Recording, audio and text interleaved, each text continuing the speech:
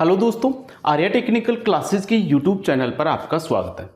दोस्तों, लास्ट के वीडियो में हमने डीसी मोटर की कार्यप्रणाली, उसमें पैदा होने वाले विद्युत वाहक बल तथा डीसी मोटर की जो गति है उसके फॉर्मूले के बारे में डिस्कस किया था। दोस्तों, आज हम डिस्कस करने वाले हैं डीसी मोटर की घूर्णन दिशा का परिवर्तन, अर्थात डीसी मोटर का जो आर्मेचर है उसकी घूमने की दिशा को हम किन किन विधियों से चेंज कर सकते हैं उसके बारे में आज हम इस वीडियो के अंदर डिस्कस करने वाले हैं। दोस्तों, डीसी मोटर का जो आर्मेचर घूमता है वो आर्मेचर उस पर लगने वाले टॉर्क के कारण घूमता है। आर्मेचर पर जिस दिशा में टॉर्क लगेगा आपका आर्मेचर उसी दिशा में क्या करता है, आपका घूर्णन करता है। तो ये बात क्लियर है कि डीसी मोटर की जो घूर्णन गति या डीसी मोटर का जो आर्मेचर के घूमने की दिशा है वो उस पर लगने वाले टॉर्क पर निर्भर करती है।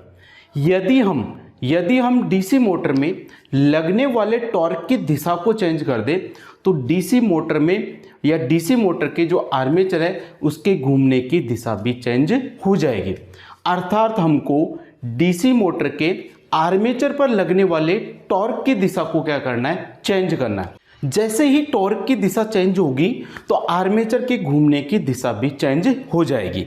अब देखिए, डीसी मोटर के अंदर जो लगने वाला टॉर्क है उसके फॉर्मूले के बारे में हमने लास्ट के वीडियो में डिस्कस किया था। डीसी मोटर के अंदर जो टॉर्क का सूत्र होता है वो होता है T बराबर K इंटू फाई इंटू आई ए। ये हमने लास्ट के वीडियो में देखा था कि डीसी मोटर है, डीसी मोटर के अंदर टॉर्क का फॉर्मूला क्या होता है, T बराबर K इंटू फाई इंटू आई ए। यानी कि इसको अगर हम वैसे लिखना चाहे तो इसको ऐसे भी लिख सकते हैं, T समानुपाती होता है फाई इंटू आई ए। T समानुपाती क्या होता है, फाई इंटू आई ए। अब हमको क्या करना है, इस टॉर्क की दिशा में परिवर्तन करना है, क्योंकि यदि टॉर्क की दिशा में परिवर्तन हो गया तो इस आर्मेचर के घूमने की दिशा भी चेंज हो जाएगी। क्योंकि आर्मेचर किस दिशा में घूमेगा, जिस दिशा में आर्मेचर पर टॉर्क लगेगा उसी दिशा में आर्मेचर क्या करता है, आपका घूमता है। तो पहली बात ये देखो, ये जो टॉर्क है इस टॉर्क का मान किन किन राशियों पर निर्भर कर रहा है। तो डीसी मोटर का जो टॉर्क है वो चुंबकीय फ्लक्स और आर्मेचर में प्रवाहित होने वाली धारा उस पर निर्भर करता है।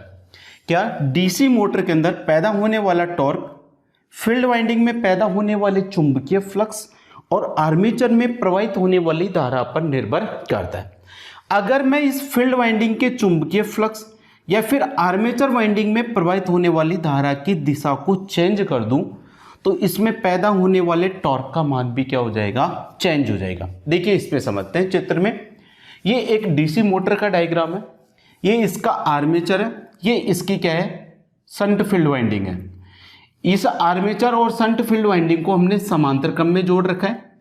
इन दोनों को हमने V वोल्ट की सप्लाई के साथ जोड़ रखा है। प्रेजेंट टाइम में मान लेते हैं ये जो टर्मिनल है वो है प्लस और ये टर्मिनल है क्या, माइनस है। जब ये सिरा प्लस है तो आर्मेचर वाइंडिंग का ये जो ऊपर वाला सिरा होगा ये भी क्या होगा, आपका प्लस होगा। और ये जो शंट फील्ड वाइंडिंग है इसके अंदर जो फ्लक्स पैदा हो रहा है फाई, इसका जो ऊपर वाला सिरा होगा ये भी क्या होगा, प्लस। क्योंकि ये सिरा इससे जुड़ रहा है, ये भी सिरा इससे जुड़ रहा है, तो ये प्लस है तो ये सिरा भी प्लस होगा, ये सिरा भी क्या होगा, प्लस होगा। तो देखिए, जब फाई का मान प्लस है इंटू आई का मान भी क्या है, प्लस है। देखो, फाई ये है चुंबकीय फ्लक्स, इसका ये वाला सिरा किससे जुड़ रहा है, प्लस से। ये वाला सिरा किससे जुड़ रहा है, आई ए का, प्लस से।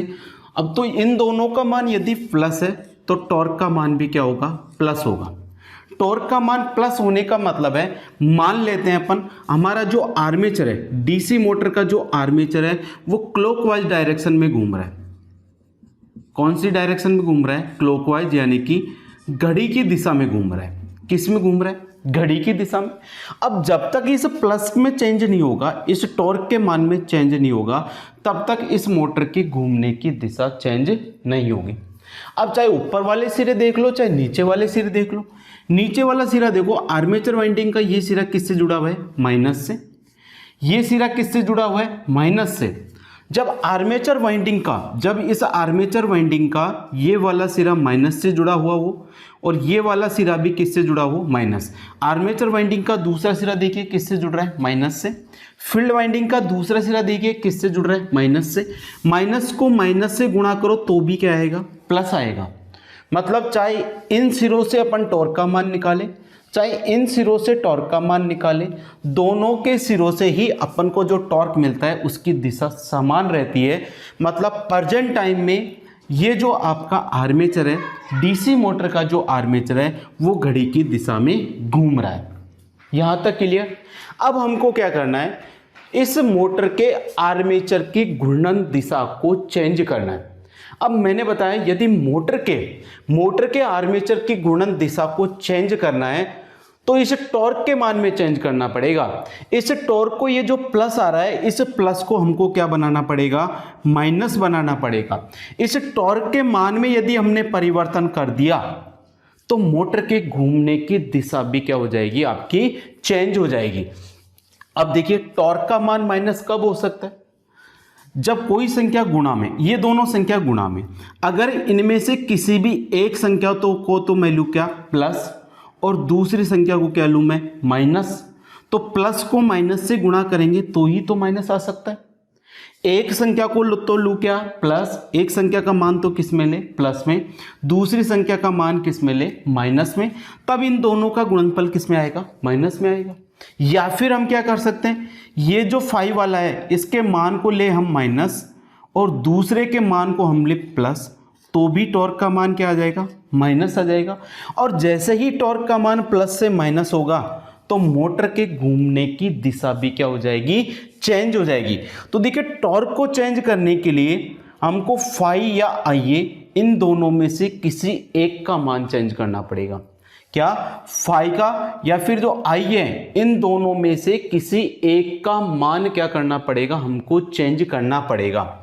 यदि हम फाई का मान पहले के समान रखते हैं, ये जो फाई है, देखिए पहला वाला टर्म देखते हैं, ये वाला पहले वाले टर्म में देखो फाई का मान क्या है, प्लस है, लेकिन आई ए का मान कितना है, माइनस है।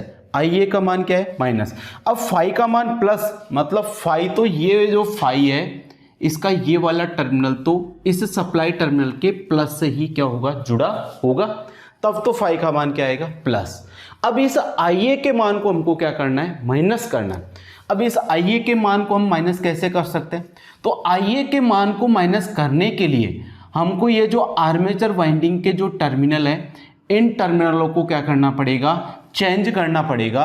मतलब ये जो टर्मिनल है ये पहले प्लस से जुड़ा हुआ था ना, अब इस टर्मिनल को हमको माइनस से करना है। इस टर्मिनल को क्या बनाना है, माइनस। तो इस टर्मिनल को हम जोड़ेंगे किसके साथ, इस माइनस के साथ। और ये जो टर्मिनल है जो पहले माइनस था, इसको हमको क्या बनाना है, प्लस बनाना है, तो इसको इससे जोड़ेंगे। मतलब मैंने क्या किया, इस आर्मेचर वाइंडिंग के सिरों को क्या कर दिया, विपरीत कर दिया। जो सिरा पहले प्लस वाले सिरे से जुड़ रहा था, अब उस सिरे को मैंने किससे जोड़ दिया, माइनस से जोड़ दिया। जो सिरा पहले प्लस से जुड़ रहा था, पहले ये सिरा किससे जुड़ रहा था, प्लस से, लेकिन अब इस सिरे को मैंने किससे जोड़ दिया, माइनस से। और जो सिरा पहले माइनस से जुड़ रहा था, अब उस सिरे को मैंने किससे जोड़ दिया, प्लस से जोड़ दिया। तो इससे क्या होगा, इस आर्मेचर वाइंडिंग में प्रवाहित होने वाली धारा की दिशा क्या हो जाएगी, चेंज हो जाएगी। देखिए पहले यदि ये सिरा प्लस से जुड़ रहा था तो धारा आ रही थी ऊपर से नीचे, प्लस से माइनस की तरफ जाएगी। लेकिन हमने अब क्या किया, इसके सिरों को विपरीत जोड़ दिया। तो देखिए अब धारा जो आएगी इसके इस माध्यम से आएगी, और आर्मेचर के अंदर जो धारा प्रवाहित होगी वो धारा प्रवाहित होगी नीचे से ऊपर की तरफ। यानी कि हमने जैसे ही आर्मेचर वाइंडिंग के टर्मिनलों को क्या किया, विपरीत किया, तो आर्मेचर वाइंडिंग में प्रवाहित होने वाली धारा की दिशा क्या हो गई, चेंज हो गई। मतलब जो धारा पहले प्लस में बह रही थी, अब वो धारा किस में आ जाएगी, माइनस में आ जाएगी। और जब ये धारा माइनस में आ जाएगी तो इन दोनों का मल्टीपल आ जाएगा माइनस में। और जैसे ही टॉर्क का मान माइनस में होगा, तो मोटर के घूमने की दिशा क्या हो जाएगी, चेंज हो जाएगी। जो मोटर पहले क्लॉकवाइज डायरेक्शन में घूम रही थी, अब वो मोटर एंटी क्लॉकवाइज डायरेक्शन में घूमने लग जाएगी। कौन सी डायरेक्शन में घूमेगी, anti clockwise. Anti clockwise direction के अंदर जब ये घूमेगी, अर्थात मोटर की जो घूर्णन दिशा है वो घड़ी की विपरीत दिशा में होगी। कौन सी होगी? घड़ी की विपरीत दिशा में। तो मोटर की घूर्णन दिशा को चेंज करने के लिए सबसे पहली विधि हम क्या कर सकते हैं, इस आर्मेचर वाइंडिंग के सिरों को आपस में चेंज कर देंगे। जो सिरा पहले प्लस से जुड़ रहा था उस सिरे को अब किससे जोड़ेंगे? माइनस से। और जो सिरा पहले माइनस से जुड़ रहा था उस सिरे को अब हम किससे जोड़ेंगे? प्लस से। अब जैसे ही आर्मेचर वाइंडिंग की जो वाइंडिंग के टर्मिनलों को हम इंटरचेंज करेंगे, आर्मेचर वाइंडिंग के टर्मिनलों को जैसे ही हम एक दूसरे के साथ बदलेंगे तो इस मोटर की घूर्णन दिशा क्या हो जाएगी? चेंज हो जाएगी। तो पहले ही एक प्रकार से तो हम कैसे कर सकते हैं, आर्मेचर वाइंडिंग में क्या, आर्मेचर वाइंडिंग के सिरों को परस्पर बदलकर अपन क्या कर सकते हैं, इस मोटर की घूर्णन दिशा को चेंज कर सकते हैं। अब दूसरी विधि देखते हैं। मैं आर्मेचर वाइंडिंग के टर्मिनलों को कोई चेंज नहीं करता हूं, इनको जो पहले स्टार्टिंग समय में जो लग रहा था वैसे के वैसे लगे रहने देता हूं। अब आर्मेचर वाइंडिंग के सिरों को अपन चेंज नहीं करते हैं। ये सिरा पहले प्लस से जुड़ रहा था तो अब भी इस सिरे को हम किससे जोड़ देते हैं? प्लस से। और ये सिरा जब माइनस से जुड़ रहा था तो अब भी इसको हम किससे जोड़ देते हैं? माइनस से जोड़ देते हैं। मतलब ये सिरा प्लस से जुड़ रहा था और ये सिरा प्लस से जुड़ रहा था। जब दोनों प्लस प्लस से जुड़ रहा था तो आपकी मोटर की दिशा कैसी थी? घड़ी की दिशा में। अब एक विधि तो मैंने बता दी आपको, इस आर्मेचर वाइंडिंग के सप्लाई टर्मिनल को आपस में बदल दो तो मोटर के घूमने की दिशा चेंज हो जाएगी। क्योंकि जैसे ही इसके वाइंडिंग के टर्मिनलों को चेंज करेंगी तो आर्मेचर वाइंडिंग में प्रवाहित होने वाली धारा की दिशा चेंज होगी। और जैसे ही आर्मेचर वाइंडिंग में प्रवाहित होने वाली धारा की दिशा चेंज होगी तो आर्मेचर पर लगने वाले बल का या आर्मेचर पर लगने वाले बल की जो दिशा है वो भी चेंज हो जाएगी। अर्थात इस टॉर्क की दिशा चेंज हो जाएगी। और जैसे ही टॉर्क की दिशा चेंज हो जाएगी तो मोटर की जो घूर्णन गति है वो क्या हो जाएगी? विपरीत हो जाएगी। ये क्लियर?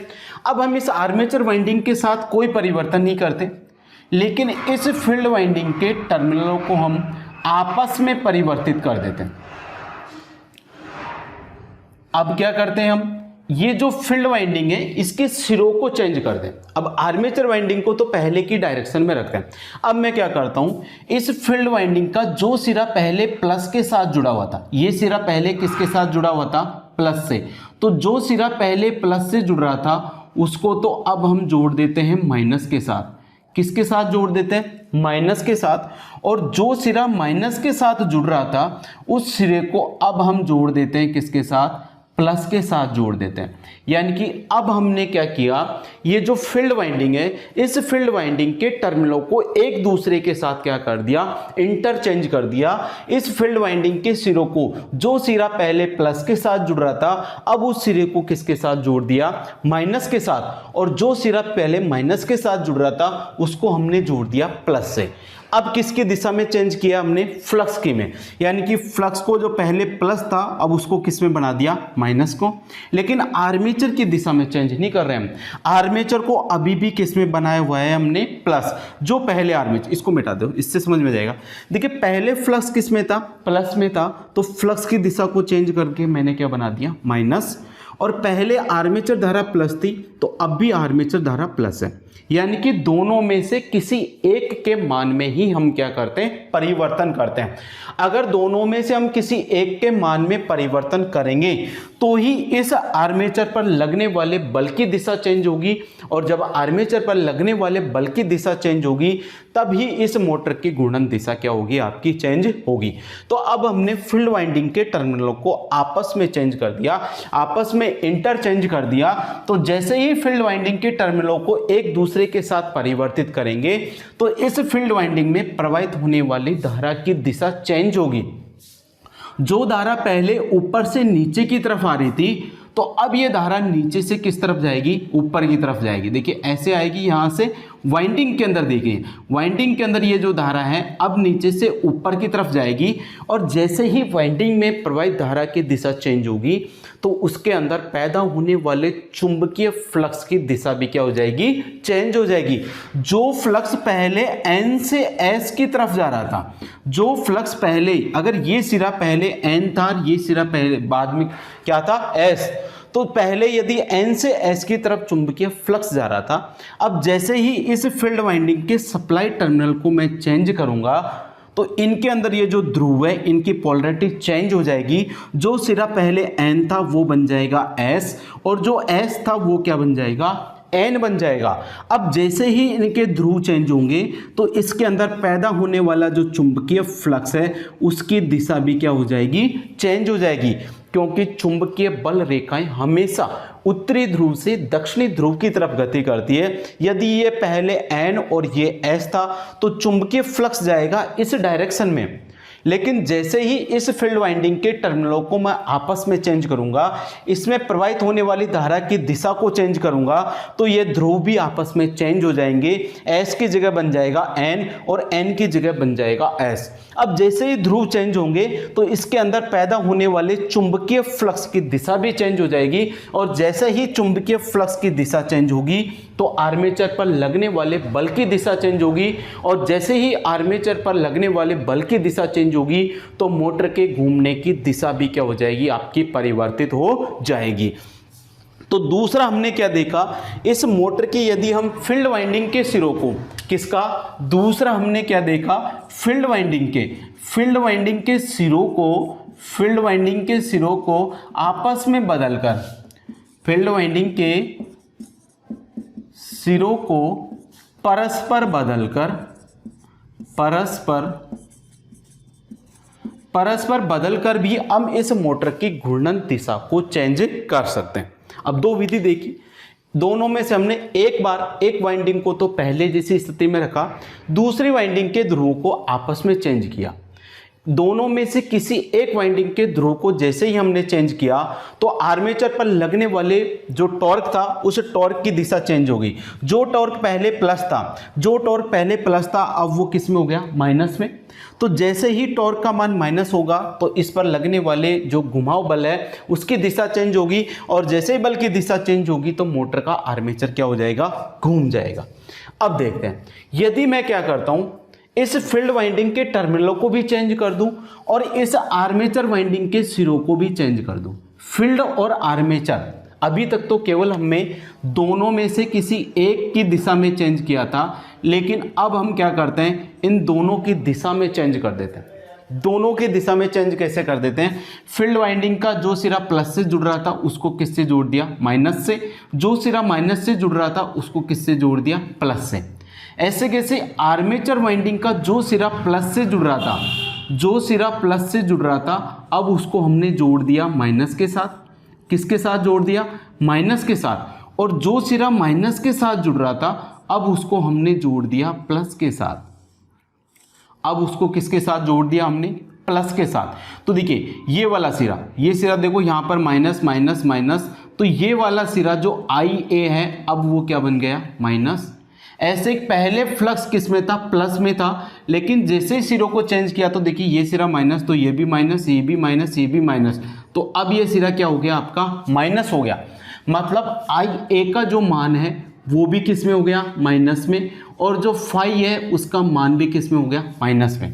क्योंकि जब दोनों के सप्लाई टर्मिनल को हम आपस में चेंज करेंगे तो दोनों में प्रवाहित होने वाली धारा की दिशा चेंज होगी, और जब दोनों में प्रवाहित होने वाली धारा की दिशा चेंज होगी तो देखिए क्या होगा। अब मैंने जो फ्लक्स पहले फाई था, उस जो फाई था उसकी दिशा चेंज करके फाई को मैंने क्या बना दिया, माइनस फाई। क्योंकि जैसे ही इसके घूमने की दिशा चेंज करेंगे तो जो फ्लक्स पहले प्लस था तो अब क्या हो जाएगा, माइनस। जो आर्मेचर करंट पहले प्लस थी अब मैंने आर्मेचर वाइंडिंग के सिरों को आपस में चेंज कर दिया, तो इस आर्मेचर वाइंडिंग की जो करंट है उसका मान भी किस में हो जाएगा, माइनस में। जैसे ही इस वाइंडिंग के सिरों को मैं क्या करूंगा, आपस में इंटरचेंज करेंगे, तो जो करंट पहले प्लस थी अब वो किस में हो गई, माइनस में। यानी कि मैंने फाई का मान भी चेंज कर दिया, आई का मान भी चेंज कर दिया, यानी कि फील्ड वाइंडिंग के सिरों को भी चेंज कर दिया और आर्मेचर वाइंडिंग के सिरों को भी चेंज कर दिया। तो दोनों के अंदर जो मान है वो क्या हो जाएगा, माइनस हो जाएगा। और जब बताइए, जब माइनस को माइनस से गुणा करेंगे तो जो टॉर्क मिलेगा वो क्या मिलेगा, हमको प्लस मिलेगा।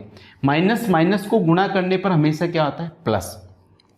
क्या इस टॉर्क के मान में चेंज हुआ क्या ये टॉर्क पहले प्लस था, पहले टॉर्क क्या था आपका, प्लस था, पहले टॉर्क प्लस था, क्या अब इस टॉर्क का मान प्लस से माइनस हुआ क्या, नहीं हुआ ना। पहले भी टॉर्क प्लस था, अब भी टॉर्क क्या है, प्लस है। तो क्या इस टॉर्क की दिशा में परिवर्तन हुआ क्या, तो टॉर्क की दिशा में जब तक परिवर्तन नहीं होगा तब तक हमारी मोटर के घूमने की दिशा चेंज नहीं होगी। तो यदि मैंने फाई और आईए इन दोनों को एक साथ चेंज कर दिया तो इस टॉर्क के मान में कोई परिवर्तन नहीं होता है। यहाँ पर टॉर्क आपका नो चेंजेबल रहता है, टॉर्क के मान में कोई परिवर्तन नहीं होता। और जब टॉर्क का मान परिवर्तन नहीं होगा तो इस घड़ी की जो आपकी मोटर है उसके घूमने की दिशा भी चेंज नहीं होगी, यानी कि मोटर अब भी आपकी क्लॉकवाइज डायरेक्शन के अंदर ही क्या करेगी, आपकी घूमेगी। तो मोटर के घूमने की दिशा कब बदलेगी, जब इन दोनों में से किसी एक वाइंडिंग के सिरों को आपस में बदलेंगे। यदि आर्मेचर वाइंडिंग या फिर फील्ड वाइंडिंग के सिरों को, आर्मेचर वाइंडिंग या फील्ड वाइंडिंग दोनों में से किसी एक वाइंडिंग के सिरों को आपस में बदलने पर उस पर लगने वाले टॉर्क का मान क्या हो जाता है, चेंज हो जाता है। और जब लगने वाले टॉर्क का मान चेंज होता है तो मोटर की घूर्णन दिशा भी क्या हो जाती है, चेंज हो जाती है। लेकिन यदि हम आर्मेचर वाइंडिंग और जो फील्ड वाइंडिंग है उन दोनों के टर्मिनलों को एक साथ चेंज कर दे, उन दोनों के टर्मिनलों को क्या कर दे, एक साथ चेंज कर दे, तो मोटर पर लगने वाले टॉर्क के मान में कोई परिवर्तन नहीं होता।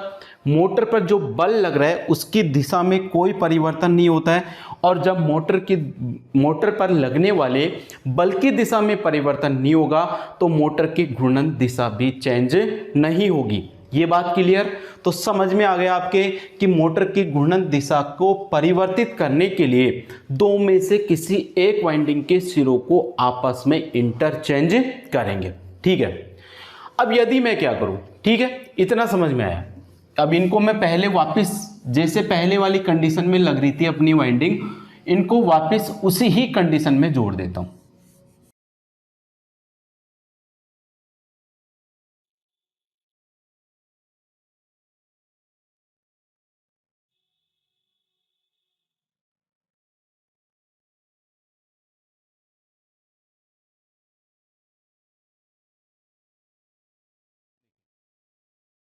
इसके अंदर जो धारा आ रही है वो IA है, इसके अंदर जो धारा आ रही है वो ISH है। ठीक है, अभी देखिए ये वाइंडिंग IA का मान क्या है, अभी प्लस है, और फाई का मान भी क्या है, प्लस है।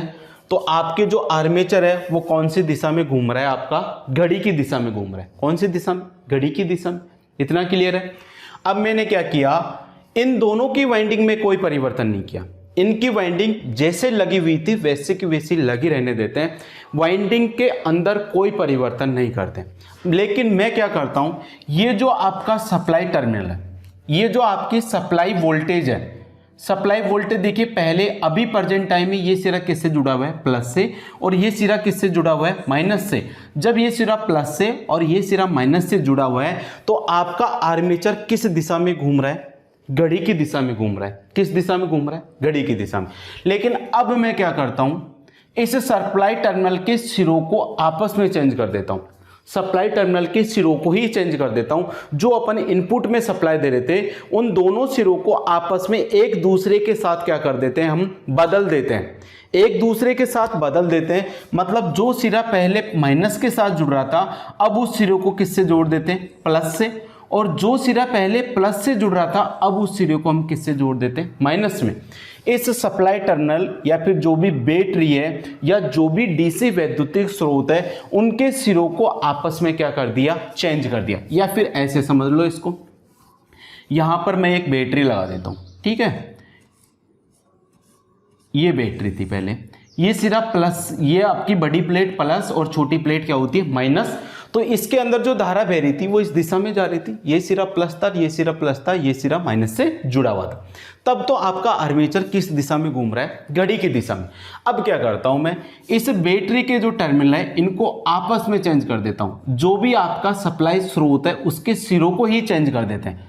यानी कि जो सिरा माइनस के साथ जुड़ा हुआ है उसको तो मैं अब कहाँ जोड़ देता हूँ, ऊपर वाले सिरे से जोड़ देता हूँ, और ये जो प्लस वाला सिरा है इसको मैं अब किसके साथ जोड़ देता हूँ, निचले वाले सिरे के साथ जोड़ देता हूँ। तो इससे क्या होगा, जो सिरा पहले माइनस के साथ जुड़ा हुआ था अब देखिए वो सिरा क्या बन गया, आपका प्लस बन गया, और जो सिरा पहले प्लस था अब वो क्या बन गया, माइनस बन गया। मतलब जो धारा पहले इस दिशा में जा रही थी अब उस प्रवाहित धारा की दिशा क्या हो जाएगी, चेंज हो जाएगी। अब धारा इधर से प्रवाहित होगी। जब धारा इधर से प्रवाहित होगी तो पहले ये देखा, ये सिरा किससे जुड़ा हुआ था, आपका पहले प्लस से जुड़ा हुआ था, लेकिन अब ये सिरा जैसे ही मैंने सप्लाई टर्मिनल के सिरों को चेंज किया तो इनकी ध्रुवता भी चेंज हो जाएगी। जो सिरा पहले प्लस था वो अब क्या बन जाएगा, माइनस। ये भी प्लस था तो अब ये क्या बन जाएगा, माइनस।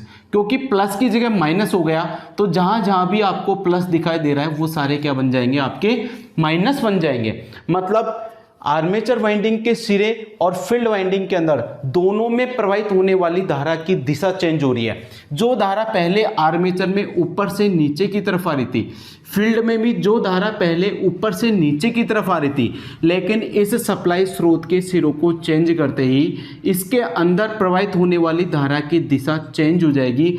अब जो धारा पहले ऊपर से नीचे की तरफ आ रही थी तो अब धारा नीचे से ऊपर की तरफ जाएगी। इसमें भी बहने वाली धारा की दिशा में चेंज होगा। जब दोनों में प्रवाहित धारा की दिशा में चेंज होगा मतलब दोनों के सिरों को हमने क्या बना दिया, माइनस बना दिया। जब दोनों माइनस हो जाएंगे तो देखिए, जब दोनों माइनस होंगे तो माइनस को जब माइनस से गुणा करेंगे तो जो टॉर्क है उसका मान क्या आएगा, आपका प्लस आएगा। क्या आएगा, प्लस। अर्थात मोटर की जो घूर्णन दिशा है उसमें कोई परिवर्तन नहीं होगा। आपकी मोटर अभी भी क्लॉकवाइज डायरेक्शन के अंदर ही क्या करेगी, घूमेगी।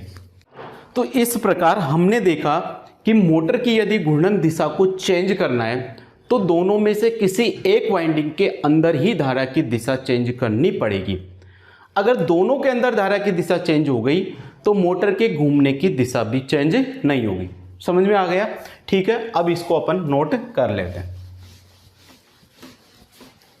तो डीसी मोटर की यदि मेरे को घूर्णन दिशा चेंज करनी है तो घूर्णन दिशा चेंज करने के लिए हम या तो आर्मेचर वाइंडिंग या फिर फील्ड वाइंडिंग दोनों में से किसी एक के अंदर या दोनों में से किसी एक के अंदर प्रवाहित होने वाली धारा की दिशा को चेंज करते हैं। तो इनको तो मिटा देता हूं मैं। तो सिर्फ आपको ये तो सिर्फ समझाने के लिए था। एग्जाम के अंदर जो क्वेश्चंस आएगा वो सिर्फ एक लाइन से क्लियर हो जाएगा। आपका क्या होएगा, डीसी मोटर की घूर्णन दिशा परिवर्तित करने के लिए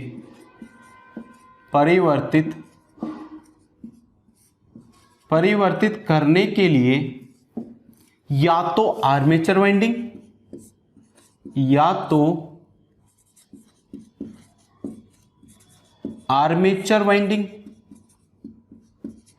या तो आर्मेचर वाइंडिंग या फील्ड वाइंडिंग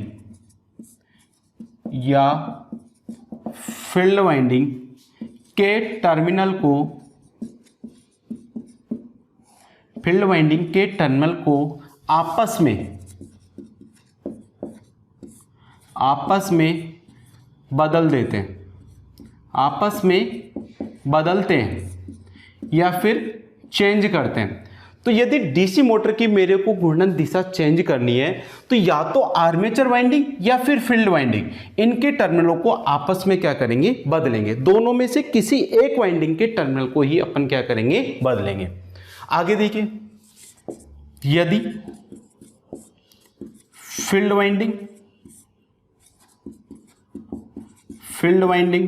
व आर्मेचर वाइंडिंग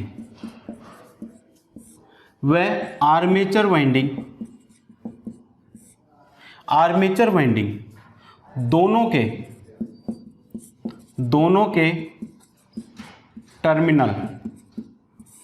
के टर्मिनल को एक साथ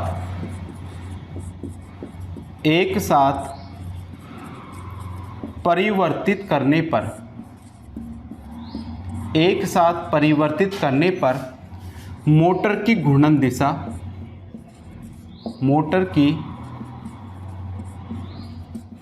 दिशा नहीं बदलती है। तो यदि आर्मेचर वाइंडिंग और फील्ड वाइंडिंग दोनों के टर्मिनल को एक साथ यदि मैं चेंज कर दूंगा तो मोटर की घूर्णन दिशा नहीं बदलेगी। ठीक है। तीसरा क्या, यदि सप्लाई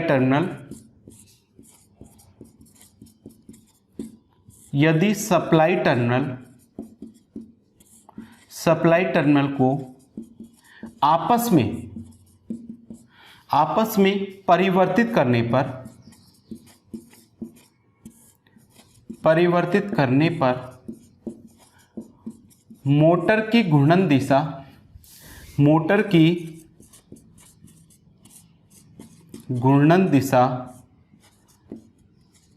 नहीं बदलती है। अगर सप्लाई टर्मिनल को भी मैंने चेंज कर दिया तो भी मोटर की घूमने की दिशा चेंज नहीं होगी। तो क्वेश्चंस आपसे जो पूछा जाएगा वो सिर्फ इन 3 लाइनों में से पूछा जाएगा।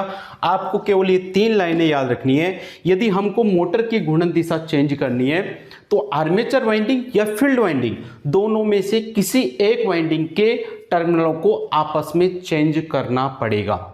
अगर दोनों वाइंडिंगों के टर्मिनल को एक साथ चेंज कर देंगे तो मोटर की घूर्णन दिशा में कोई परिवर्तन नहीं होगा। यदि इस सप्लाई टर्मिनल के सिरों को भी आपस में चेंज कर देंगे तो भी इस मोटर की घूर्णन दिशा में कोई परिवर्तन नहीं होता है। ठीक है, इतना क्लियर। तो ये हो गया आपका डीसी मोटर की घूर्णन दिशा में परिवर्तन। अब अगला जो टॉपिक आता है वो हमारा आता है डीसी मोटर के प्रकार। डीसी मोटर कितने प्रकार की होती है उसके बारे में अब हम डिस्कस करने वाले हैं। ठीक है, तो ये हो गया आपका मोटर की घूर्णन दिशा को परिवर्तित करना।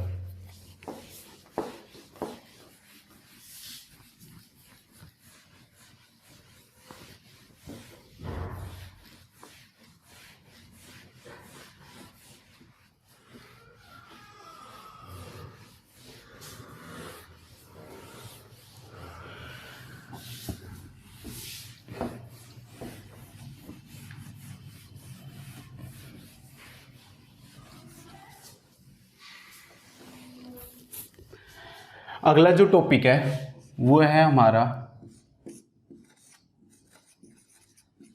Types of DC motor.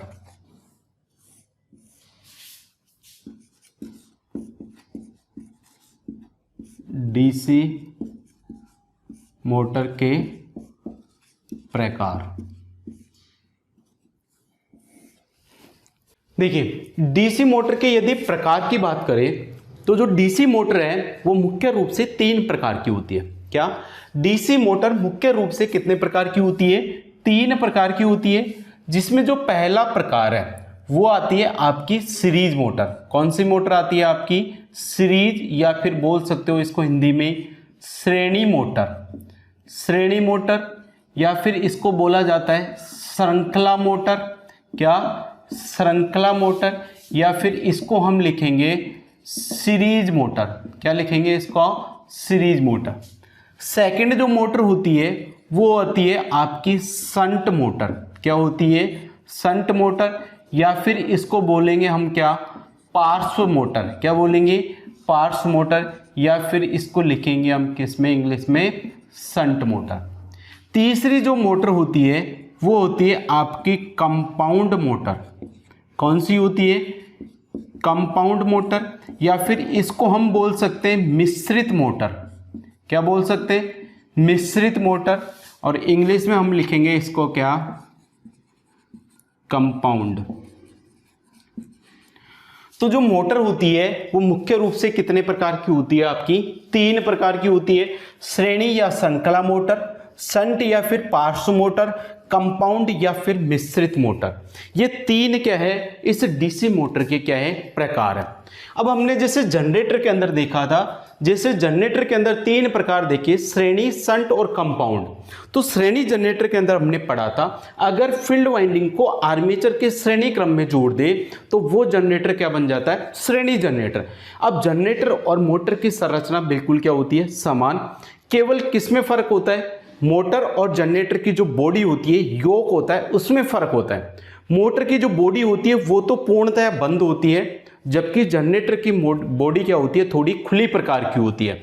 तो इसकी जो वाइंडिंग है, इनमें वाइंडिंग में कोई परिवर्तन नहीं होता। जैसे जनरेटर की वाइंडिंग जुड़ी होती है वैसे के वैसे ही डीसी मोटर की वाइंडिंग भी जुड़ी होगी।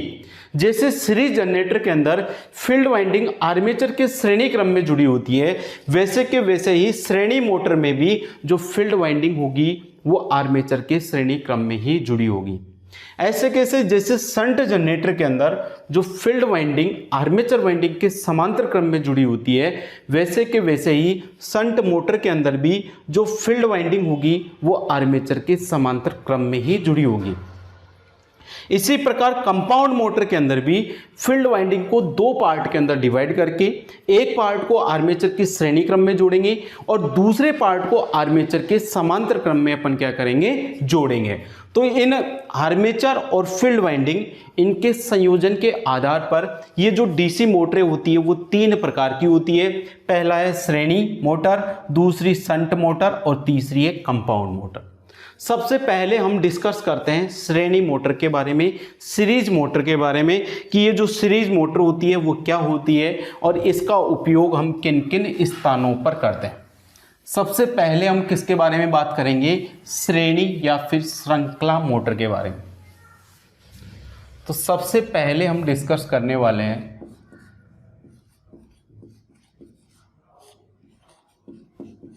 श्रेणी मोटर, या फिर बोल सकते हैं इसको श्रृंखला मोटर, या फिर इंग्लिश में लिखेंगे इसको सीरीज मोटर। तो जनरेटर के अंदर हमने पढ़ रखा था कि जो श्रेणी जनरेटर या श्रेणी मोटर होता है उसके अंदर जो फील्ड वाइंडिंग है, इसमें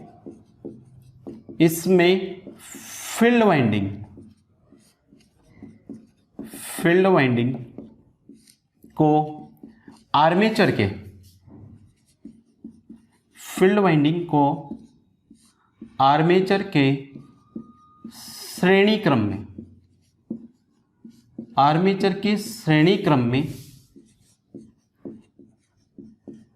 संयोजित करते हैं। फील्ड वाइंडिंग को आर्मेचर के कौन से क्रम में जोड़ेंगे? श्रेणी क्रम में जोड़ेंगे। अब देखिए डायग्राम कैसे, ये माना आर्मेचर है, ये क्या है? डीसी मोटर का आर्मेचर। इस आर्मेचर के साथ हम कौन सी वाइंडिंग जोड़ रहे हैं? Field winding. इस फील्ड वाइंडिंग को मैंने क्या किया? इस आर्मेचर के श्रेणी क्रम में जोड़ दिया। तो ये जो वाइंडिंग हो जाएगी ये तो होगी कौन सी? आपकी फील्ड वाइंडिंग। कौन सी वाइंडिंग है? फील्ड। ये क्या है? आपकी आर्मेचर वाइंडिंग है। कौन सी वाइंडिंग है? Armature winding. यहां से हम इसको क्या देंगे? सप्लाई देंगे। ये सिरा प्लस है, ये सिरा मान लेते हैं क्या? माइनस। यहां से जो जाने वाली धारा है उसको लोड धारा IL मान लेते हैं। सीरीज फील्ड के अंदर जो धारा जाएगी उसको लिखेंगे अपन ISC से। आर्मेचर के अंदर जो धारा जाएगी उसको लिखेंगे अपन ISA। जैसे ही इस सीरीज वाइंडिंग के अंदर धारा प्रवाहित होगी तो इसके अंदर एक चुंबकीय फ्लक्स आएगा और इस चुंबकीय फ्लक्स में इस धारावाही चालक पदार्थ को हम जब इसके चुंबकीय फ्लक्स में रखेंगे तो इस धारावाही चालक पदार्थ पर एक बल लगेगा और इस बल लगने से ये धारावाही चालक पदार्थ क्या होने लग जाएगा, घूमने लग जाएगा। अब जैसे ये धारावाही चालक पदार्थ घूमेगा तो इस फील्ड फ्लक्स के चुंबकीय फ्लक्स को क्या करेगा, काटेगा, और काटेगा तो इसके अंदर एक विद्युत वाहक बल पैदा होगा जिसको हम बैक ईएमएफ या फिर पश्च विद्युत वाहक बल के नाम से भी जानते हैं। उसको हम किससे लिखते हैं, ईबी से। अगर इस वाइंडिंग का जो प्रतिरोध है उसको मैं मानूं आरएसी और आर्मेचर वाइंडिंग के प्रतिरोध को क्या माने, आरए, तो ये जो आपको डायग्राम दिखाई दे रहा है ये डायग्राम कौन सी मोटर का, आपका सीरीज मोटर का है। सीरीज मोटर में इस फील्ड वाइंडिंग को इस आर्मेचर के श्रेणी क्रम में जोड़ा जाता है। अब जैसा सीरीज जनरेटर के अंदर वाइंडिंग की संरचना होती है वैसी की वैसी ही संरचना सीरीज मोटर के अंदर होगी, यानी कि इसके अंदर भी जो वाइंडिंग है उसका प्रतिरोध कम होगा। सीरीज वाइंडिंग का प्रतिरोध क्या होता है, कम होता है। इस कारण सीरीज वाइंडिंग को हम बनाते हैं मोटे तार से और क्या बनाएंगे, कम फेरो वाले बनाएंगे। तो दूसरा क्या लिखेंगे, series winding. DC series motor की जो सीरीज वाइंडिंग होती है, सीरीज वाइंडिंग का प्रतिरोध, सीरीज वाइंडिंग का प्रतिरोध क्या होता है, कम होता है। सीरीज वाइंडिंग का प्रतिरोध क्या होता है, कम होता है। दूसरा सीरीज वाइंडिंग या फिर फील्ड वाइंडिंग भी बोल सकते हो उसको, सीरीज वाइंडिंग यानी कि फील्ड वाइंडिंग। फील्ड वाइंडिंग को मोटे तार से, मोटे तार व कम फेरो वाली, कम फेरो वाली बनाई जाती है। मोटे तार से बनाते हैं और फेरो की संख्या इसमें क्या रखते हैं अपन, कम रखते हैं। ये तो हमने जनरेटर के अंदर पढ़ लिया था। अब देखिए सीरीज मोटर के अंदर क्या होगा, ये तीनों श्रेणी क्रम में जुड़े हुए हैं, सप्लाई स्रोत, फील्ड वाइंडिंग और आर्मेचर वाइंडिंग। तीनों आपस में कौन से क्रम में जुड़ रहे हैं, श्रेणी क्रम में। और श्रेणी क्रम में प्रवाहित होने वाली धारा का मान क्या होता है, समान होता है। जब इन तीनों में प्रवाहित होने वाली धारा का मान समान होगा तो इस IL, ISC और IA इन तीनों करंट का मान भी क्या होगा, आपका समान होगा। तो श्रेणी मोटर में, श्रेणी मोटर में क्या होगा, IL बराबर होता है IA बराबर होता है ISC, या फिर यहां पर लिख लो पहले ISE बराबर होता है IA। ये याद रखना है आपको, ये लाइन आपको याद रखनी है। सीरीज मोटर के अंदर क्या होता है, तीनों धाराओं का मान आपस में बराबर होता है। क्या होता है, बराबर। अब देखिए जनरेटर के अंदर तो क्या होता है, विद्युत वाहक बल पैदा होता है। तो जनरेटर के अंदर तो हम विद्युत वाहक बल के समीकरण लिखते हैं, लेकिन मोटर के अंदर क्या होता है, टॉर्क पैदा होता है। क्या होता है, टॉर्क, क्योंकि उस टॉर्क के कारण ही आपकी मोटर क्या होती है, आपकी घूमती है।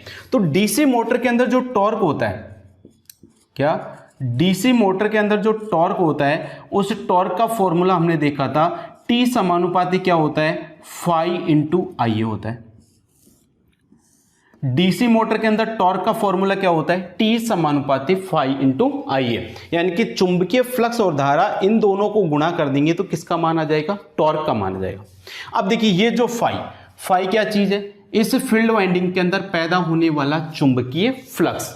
अब इस फाई का मान किसके ऊपर निर्भर करेगा, ISC के समानुपाती होगा या नहीं होगा, क्योंकि चुंबकीय फ्लक्स, किसी भी वाइंडिंग के अंदर जो चुंबकीय फ्लक्स पैदा होता है वो उस वाइंडिंग में प्रवाहित होने वाली धारा के क्या होता है, समान होता है। जितनी धारा उतना चुंबकीय फ्लक्स। तो फाई का मान किसके समानुपाती होता है, ISC के। तो इसमें हम आगे क्या लिख सकते हैं, फाई किसके समानुपाती होता है, ISE के समानुपाती होता है। और देखिए ISC का मान किसके बराबर है, ISC का मान किसके बराबर है, IA के बराबर है। ISE बराबर क्या है, IA। तो आगे मैं लिख सकता हूं यहां पर ISE का मान किसके बराबर है, IA के बराबर है। जब ISC का मान और IA का मान बराबर है तो इस ISE के स्थान पर मैं यहां पर क्या लिख सकता हूं, IA भी लिख सकता हूं। और जब इन दोनों का मान बराबर है तो इस फाई के स्थान पर भी मैं क्या लिख सकता हूं, आई ए लिख सकता हूं। तो जो फॉर्मूला बनेगा वो बनेगा टी समानुपाती आई ए इंटू आई ए। फाई की जगह मैंने क्या लिख दिया, आई ए लिख दिया। फाई की जगह आई ए क्यों लिखा, क्योंकि फाई सीरीज वाइंडिंग के अंदर प्रवाहित होने वाली धारा पर निर्भर कर रहा था, और सीरीज वाइंडिंग के अंदर प्रवाहित होने वाली धारा और इस आर्मेचर में प्रवाहित होने वाली धारा का मान क्या होता है, बराबर होता है। क्या होता है, बराबर। तो इन दोनों को फाई की जगह मैंने क्या लिख दिया, आई ए। अब इस आई ए को यदि मैं आई ए से गुणा करूंगा तो क्या बन जाएगा, टी समानुपाती हो जाएगा आई ए स्क्वायर। ये इंपॉर्टेंट है, यहां से क्वेश्चंस कई बार पूछा गया है। यानी कि डीसी सीरीज मोटर के अंदर जो टॉर्क होता है वो आर्मेचर धारा के वर्ग के समानुपाती होता है। क्या, डीसी मोटर के अंदर जो टॉर्क का मान आर्मेचर धारा के वर्ग के समानुपाती होता है। ये लाइंस आपको याद रखनी है। तो आपको क्या याद रखना है, आपको याद रखना है डीसी मोटर में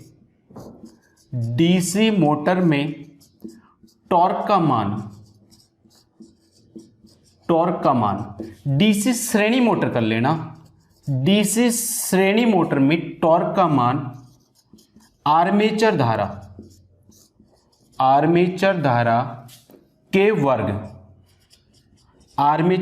के वर्ग यानी कि आई ए स्क्वायर के समानुपाती होता है।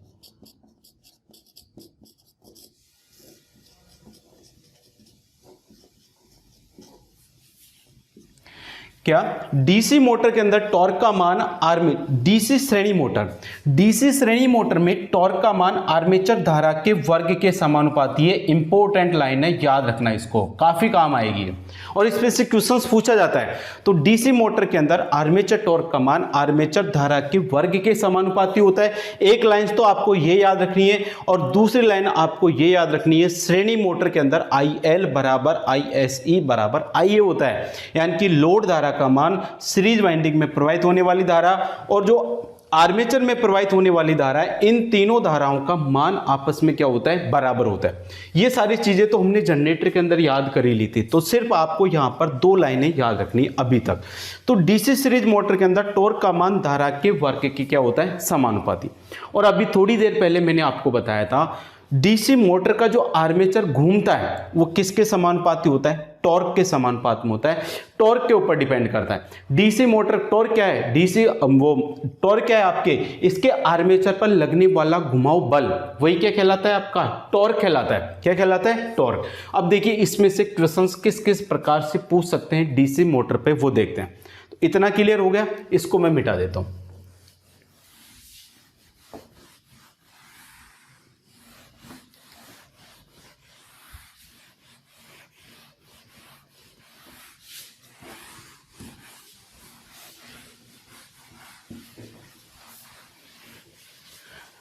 देखिए अभी अपन ने क्या देखा, डीसी मोटर के अंदर जो टॉर्क होता है वो आर्मेचर धारा के वर्ग के क्या होता है, समानुपाती। यानी कि टी समानुपाती होता है आई ए स्क्वायर। अब देखिए जब जनरेटर आपका ये आर्मेचर धारा के वर्ग के समानुपाती, अगर आर्मेचर धारा का मान यदि 2 होगा तो टॉर्क का मान कितना होगा, 2 का स्क्वायर कितना होगा, 4 होगा। यदि आर्मेचर धारा का मान 3 होगा तो टॉर्क का मान कितना होगा, आपका 9 होगा। तो कम आर्मेचर धारा पर ही टॉर्क का मान ज्यादा होता है। अर्थात डीसी सीरीज मोटर के स्टार्टिंग टॉर्क का मान, यानी कि प्रारंभ के समय में जब डीसी मोटर को हम स्टार्ट करते हैं उस समय इसमें टॉर्क का मान क्या होता है, बहुत ही ज्यादा होता है। तो डीसी मोटर के अंदर स्टार्टिंग समय में टॉर्क का मान ज्यादा होता है। अब इसमें जब टॉर्क का मान ज्यादा होता है तो इस डीसी मोटर की घूर्णन गति भी क्या होगी, आपकी ज्यादा होगी। तो इसके अंदर आपको याद रखना है डीसी श्रेणी मोटर लिखो। डीसी श्रेणी मोटर में प्रारंभ के समय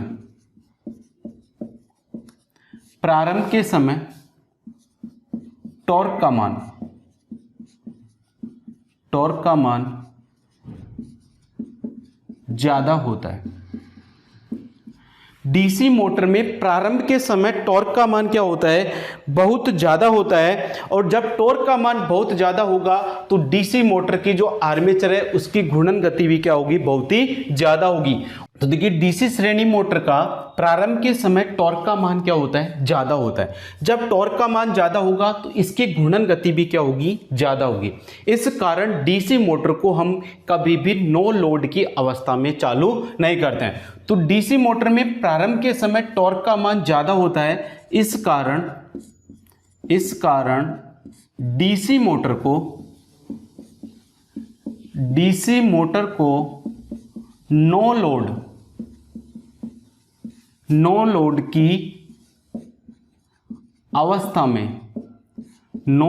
की अवस्था में प्रारंभ नहीं करते। अब देखिए डीसी मोटर पर जब लोड का मान शून्य होता है तब डीसी मोटर की घूर्णन गति क्या होती है, अनंत होती है। क्वेश्चंस पूछा गया है आपसे एग्जाम्स के अंदर, डीसी मोटर जब नो लोड की अवस्था में होती है तो डीसी मोटर की घूर्णन गति कितनी होती है। तो नो लोड की अवस्था में डीसी मोटर की घूर्णन गति क्या होती है, अनंत होती है। डीसी श्रेणी मोटर की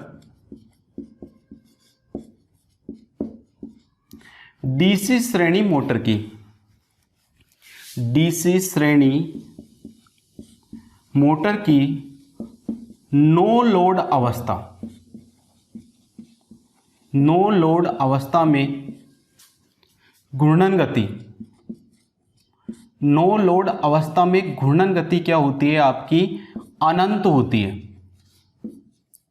डीसी श्रेणी मोटर की नो लोड की अवस्था में घूर्णन गति क्या होती है, आपकी अनंत होती है। इस कारण अब डीसी मोटर में नो लोड की अवस्था में घूर्णन गति यदि अनंत है तो इस कारण डीसी मोटर को हम कभी भी नो लोड की अवस्था में स्टार्ट नहीं करते हैं, क्योंकि नो लोड की अवस्था में क्या होता है, आर्मेचर में प्रवाहित होने वाली धारा का मान क्या होता है, बहुत ही कम होता है। और जब आर्मेचर में प्रवाहित होने वाली धारा का मान कम होगा तो देखिए जो धारा IA, जब IA का मान कम होगा तो फील्ड वाइंडिंग के अंदर प्रवाहित होने वाली धारा ISC का मान भी क्या होगा, कम होगा। और जब ISC का मान कम होगा तो फील्ड वाइंडिंग में पैदा होने वाले चुंबकीय फ्लक्स का मान भी क्या होगा, कम होगा। होगा नहीं होगा। यदि मैंने लोड कम लगाया, अगर मैंने लोड का मान क्या रखा, शून्य रखा, नो लोड की अवस्था में रखा, तो आर्मेचर में प्रवाहित होने वाली धारा का मान बहुत कम होगा। जब आर्मेचर में प्रवाहित होने वाली धारा का मान कम होगा तो सीरीज वाइंडिंग में प्रवाहित होने वाली धारा का मान भी कम होगा, क्योंकि इन धाराओं का मान बराबर होता है। अगर ये कम है तो ये भी कम होगी। और यदि सीरीज वाइंडिंग में प्रवाहित होने वाली धारा कम हो गई तो इस फील्ड वाइंडिंग में पैदा होने वाले चुंबकीय फ्लक्स, इस चुंबकीय फ्लक्स का मान भी क्या हो जाएगा, कम हो जाएगा। और हम जानते हैं डीसी मोटर की जो घूर्णन गति है उसका फॉर्मूला होता है EB बटे क्या होता है, फाई होता है। होता नहीं होता। पिछले वीडियो में देखा था डीसी मोटर की घूर्णन गति जो विरोधी विद्युत वाहक बल है उसके समानुपाती और चुंबकीय फ्लक्स के व्युत्क्रमानुपाती होती है। तो देखिए लोड कम होने से फाई का मान कम हुआ, और जैसे ही इस फाई का मान कम होगा तो इस मोटर की स्पीड क्या हो जाएगी, बहुत ही ज्यादा हो जाएगी। तो जब डीसी मोटर नो लोड की अवस्था में होगी, जब मैं डीसी मोटर पर यहां पर कोई लोड नहीं लगाता हूं, तो नो लोड की कंडीशन में जो IL धारा है, लोड धारा है, उसका मान कितना हो जाएगा, 0 हो जाएगा। और जब IL का मान 0 हो जाएगा तो IA और ISC इन दोनों का मान भी कितना हो जाएगा, 0 हो जाएगा। क्योंकि IL अभी देखा था हमने, IL बराबर होता है ISE बराबर होता है IA। अगर इस IL का मान 0 हो गया, जब मोटर पर लोड ही नहीं लगा रखा है तो लोड करंट का मान कितना होगा, 0। जब IL का मान 0 हो गया तो इस ISC का मान भी 0 हो जाएगा, इस IA का मान भी कितना हो जाएगा, 0। अब बताइए जब ISC का मान 0 हो गया तो फाई का मान भी कितना हो जाएगा, 0 हो जाएगा। क्या हो जाएगा, 0। और जब फाई का मान 0 हो गया तो n बराबर 1/0, और किसी संख्या में जब 0 का भाग देते हैं तो क्या आता है, अनंत आता है। मतलब डीसी मोटर की घूर्णन गति क्या हो जाएगी, अनंत हो जाएगी। बहुत तेजी के साथ घूमेगी, ये अनंत गति से घूमेगी। और जब बताइए जब डीसी मोटर अनंत गति के साथ घूमेगी तो उसके जो आर्मेचर पर जो वाइंडिंग लगी हुई है उन सब वाइंडिंगों को वह क्या करेगी, उखाड़ कर फेंक देगी। तो डीसी मोटर को यदि हमने नो लोड की कंडीशन में चला दिया तो डीसी मोटर का आर्मेचर अनंत घूर्णन गति के साथ घूमेगा, और जैसे ही डीसी मोटर का आर्मेचर अनंत गति के साथ घूमेगा तो आर्मेचर पर जो वाइंडिंग लगी हुई है उन सबको उखाड़ कर फेंक देगा, फाउंडेशन क्या कर देगा, वो सबको तोड़ देगा। तो इस कारण कभी भी डीसी मोटर को हम नो लोड की अवस्था में चालू नहीं करते हैं, क्योंकि जब डीसी मोटर नो लोड की अवस्था में होती है तो उसकी घूर्णन गति क्या होती है, अनंत होती है। तो ये दोनों लाइनें याद रखनी, इन दोनों लाइनों पर क्वेश्चंस आया हुआ है। पहली तो क्या है, डीसी श्रेणी मोटर में प्रारंभ के समय टॉर्क का मान कितना होता है, ज्यादा होता है। डीसी श्रेणी मोटर का स्टार्टिंग टॉर्क, प्रारंभ के समय टॉर्क का मान क्या होता है, बहुत ही ज्यादा होता है। अब प्रारंभ के समय टॉर्क का मान ज्यादा होता है, इस कारण डीसी मोटर को अपन नो लोड की अवस्था में प्रारंभ नहीं करते। दूसरा याद करना है, यदि डीसी मोटर को यदि हमने नो लोड की अवस्था में चला देंगे तो इसकी घूर्णन गति कितनी हो जाएगी, आपकी अनंत हो जाएगी। समझ में आ गया। नो लोड की अवस्था में आईएल का मान 0 होगा, आईएल का मान 0 होगा तो आईएससी का मान 0 होगा, आईएससी का मान 0 हो गया तो फाई का मान 0 हो जाएगा, और जब यहां पर मैं फाई का मान 0 रखूंगा तो एन का मान मेरे को क्या मिलेगा, अनंत मिलेगा। तो नो लोड की अवस्था में डीसी सीरीज मोटर की घूर्णन गति क्या होती है, अनंत होती है। इतना समझ में। अब देख लेते हैं डीसी सीरीज मोटर का उपयोग हम कहां पर करते हैं। डीसी सीरीज मोटर का उपयोग, अब देखिए ये तो हमको पता चल गया कि डीसी सीरीज मोटर का स्टार्टिंग टॉर्क ज्यादा होता है। अब इसका स्टार्टिंग टॉर्क ज्यादा है तो इसका लाभ हम उठाते हैं, तो डीसी सीरीज मोटर को हम ऐसे स्थानों पर प्रयोग करते हैं जहां पर स्टार्टिंग के समय ज्यादा टॉर्क की आवश्यकता हो, स्टार्टिंग समय में ज्यादा बल की आवश्यकता हो, स्टार्टिंग समय में ज्यादा टॉर्क की आवश्यकता हो, ऐसे स्थानों पर हम डीसी सीरीज मोटर का उपयोग करते हैं। जैसे लिफ्ट को स्टार्टिंग समय में, लिफ्ट पर भार बहुत ज्यादा होता है तो स्टार्टिंग समय में लिफ्ट को ज्यादा टॉर्क की आवश्यकता पड़ती है, तो लिफ्ट के अंदर अपन क्या करेंगे, डीसी सीरीज मोटर का उपयोग करेंगे। जैसे क्रेन हो गया, क्रेन के साथ भार लटका हुआ होता है तो स्टार्टिंग समय में ही क्रेन को भार को उठाना होता है, पहले से ही क्रेन पर भार लटका होता है, तो क्रेन के अंदर भी डीसी सीरीज मोटर का उपयोग करेंगे। जैसे विद्युत रेलगाड़ी, जो रेलगाड़ी है उसके साथ पहले से ही भार लगा हुआ होता है, तो जो विद्युत रेलगाड़ी है उसके अंदर भी डीसी सीरीज मोटर का उपयोग किया जाता है। सबसे ज्यादा जो क्वेश्चंस पूछा जाता है वो रेलगाड़ी पर ही पूछा जाता है कि जो विद्युत रेलगाड़ी है उसके अंदर कौन सी मोटर का उपयोग किया जाता है, तो विद्युत रेलगाड़ी के अंदर हम डीसी सीरीज मोटर का उपयोग करते हैं। तो डीसी सीरीज मोटर का उपयोग हम ऐसे स्थानों पर करेंगे जहां स्टार्टिंग समय में, प्रारंभ में क्या हो, अपन को ज्यादा टॉर्क की आवश्यकता हो, जहां प्रारंभ में ज्यादा टॉर्क की आवश्यकता हो उन स्थानों पर हम डीसी सीरीज मोटर का उपयोग करते हैं। तो उपयोग लिख लेते हैं। उपयोग, डीसी सीरीज मोटर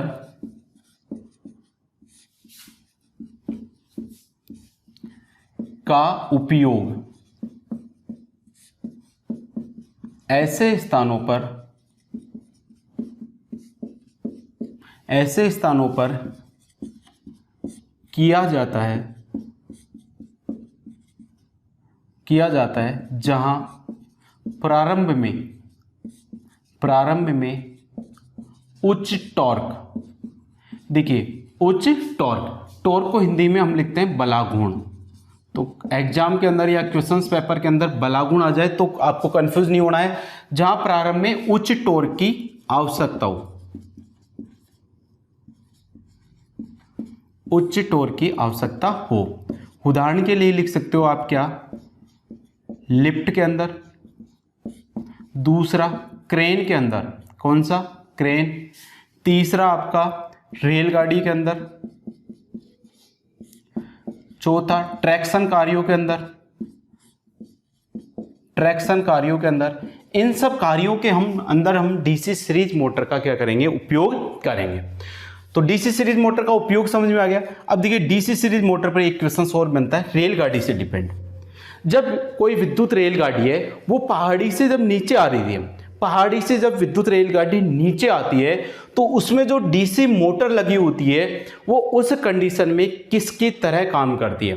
जब ट्रेन पहाड़ी से नीचे उतरती है तो उस कंडीशन में जो रेलगाड़ी के अंदर क्या होती है, जो डीसी मोटर लगी होती है वो डीसी श्रेणी जनरेटर की तरह काम करती है। यानी कि मोटर अब किस में बदल जाती है, जनरेटर के अंदर बदल जाता है। किस में बदल जाएगी, जनरेटर के अंदर बदल जाएगी। मतलब जो डीसी सीरीज मोटर है अब वो किसकी तरह काम करेगी, डीसी श्रेणी जनरेटर की तरह काम करती है। तो याद रखना ये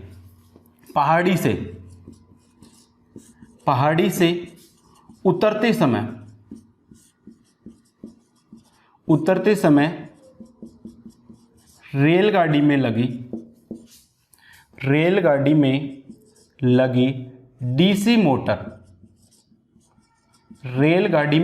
डीसी मोटर श्रेणी जनित्र या फिर डीसी श्रेणी जनित्र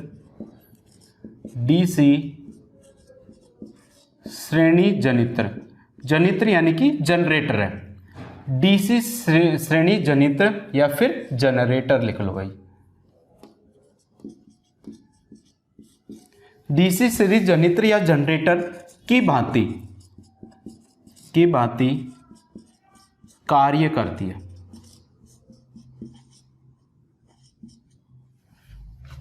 ठीक है, तो अगर आपकी जो रेलगाड़ी है वो पहाड़ी से नीचे आ रही है, अब रेलगाड़ी के अंदर हम प्रयोग करेंगे डीसी सीरीज मोटर का।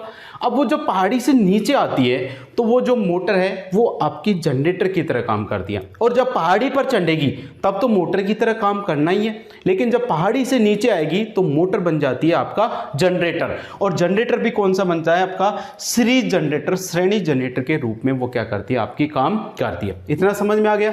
तो डीसी सीरीज मोटर का उपयोग हो गया और ये रेलगाड़ी से डिपेंड हो गया। अब बात आती है डीसी सीरीज मोटर को हमने देखा नो लोड की कंडीशन में। डीसी सीरीज मोटर में नो लोड की कंडीशन में क्या होता है, वो आर्मेचर, उसकी जो आर्मेचर की घूर्णन गति है वो क्या होती है, अनंत होती है। अब हम यदि डीसी मोटर को नो लोड की कंडीशन में, जब लोड का मान कम हो, कम लोड पर भी यदि सामान्य गति से उसको चलाना चाहते हैं, क्या डीसी मोटर को कम लोड पर यदि हम सामान्य गति से चलाना चाहते हैं तो उसके लिए हमको क्या करना पड़ेगा, ये जो आर्मेचर वाइंडिंग है, इस आर्मेचर वाइंडिंग के श्रेणी क्रम में इस आर्मेचर वाइंडिंग के सिरों के साथ एक प्रतिरोध संयोजित करते हैं।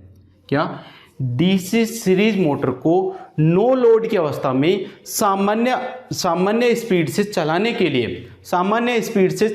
लिए क्या करेंगे, आर्मेचर वाइंडिंग के जो सिरे हैं उनको उन सिरों के साथ एक प्रतिरोध क्या करेंगे, संयोजित करेंगे। क्या डीसी सीरीज मोटर की नो लोड अवस्था में उसको सामान्य स्पीड से चलाया जा सकता है। नो लोड अवस्था में भी उसको सामान्य स्पीड से चलाया जा सकता है, लेकिन इसके लिए हमको क्या करना पड़ेगा, एक प्रतिरोध को आर्मेचर के सिरों पर जोड़ना पड़ेगा। तो देखिए डीसी मोटर की नो लोड पर सामान्य गति संभव है यदि एक प्रतिरोध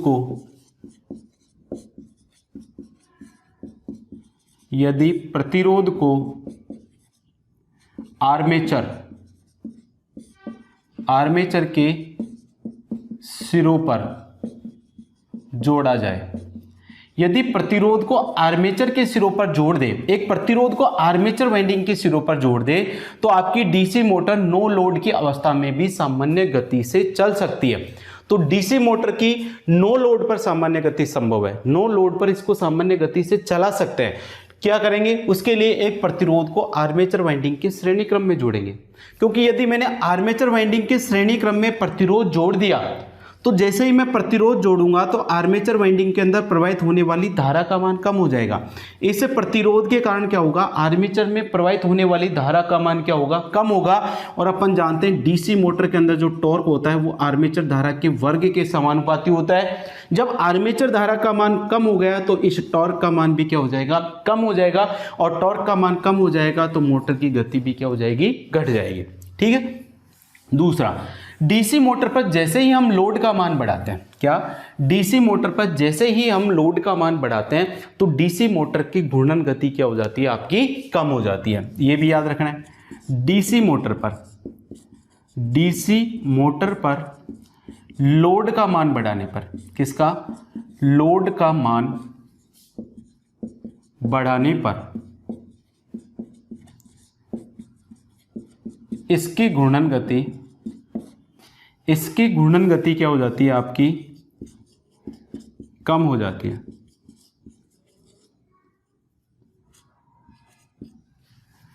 ठीक है।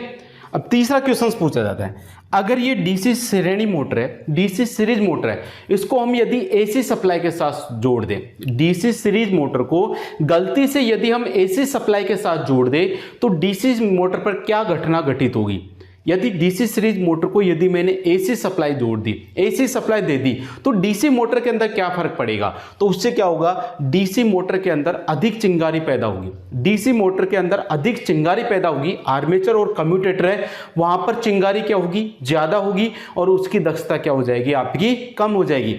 तो डीसी सीरीज मोटर को एसी सप्लाई के साथ संयोजित करने पर अधिक चिंगारी के साथ वो क्या होती है, आपकी चलती है। चिंगारी का जो मान है, वो जो आपका स्पार्किंग है, स्पार्किंग क्या हो जाएगी, आपकी ज्यादा हो जाएगी और उसकी दक्षता क्या हो जाएगी, आपकी कम हो जाएगी। क्या हो जाएगी, कम हो जाएगी।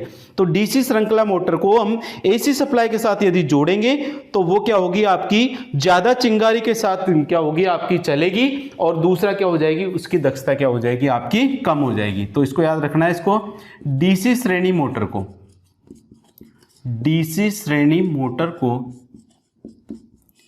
एसी सप्लाई से संयोजित करने पर क्या होगी, ज्यादा चिंगारी निकलेगी। संयोजित करने पर जरूरत से ज्यादा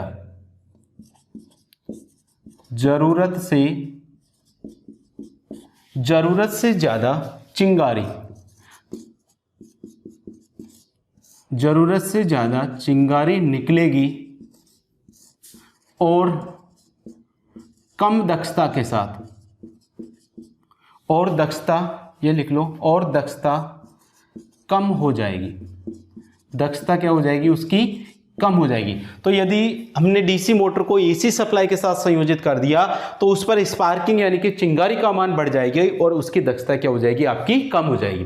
फिर एक क्वेश्चन और पूछा जाता है, डीसी मोटर की जो आर्मेचर वाइंडिंग है उसको कम्यूटेटर के साथ क्या करते हैं, हम एक प्रतिरोध के माध्यम से जोड़ते हैं। आर्मेचर वाइंडिंग को डायरेक्ट अपन कम्यूटेटर के साथ नहीं जोड़ते हैं, उसको आर्मेचर वाइंडिंग को एक प्रतिरोध की सहायता से अपन किसके साथ जोड़ते हैं, कम्यूटेटर के साथ जोड़ते हैं। तो ये लाइन भी याद रख लेना। अगला है डीसी मोटर की आर्मेचर वाइंडिंग।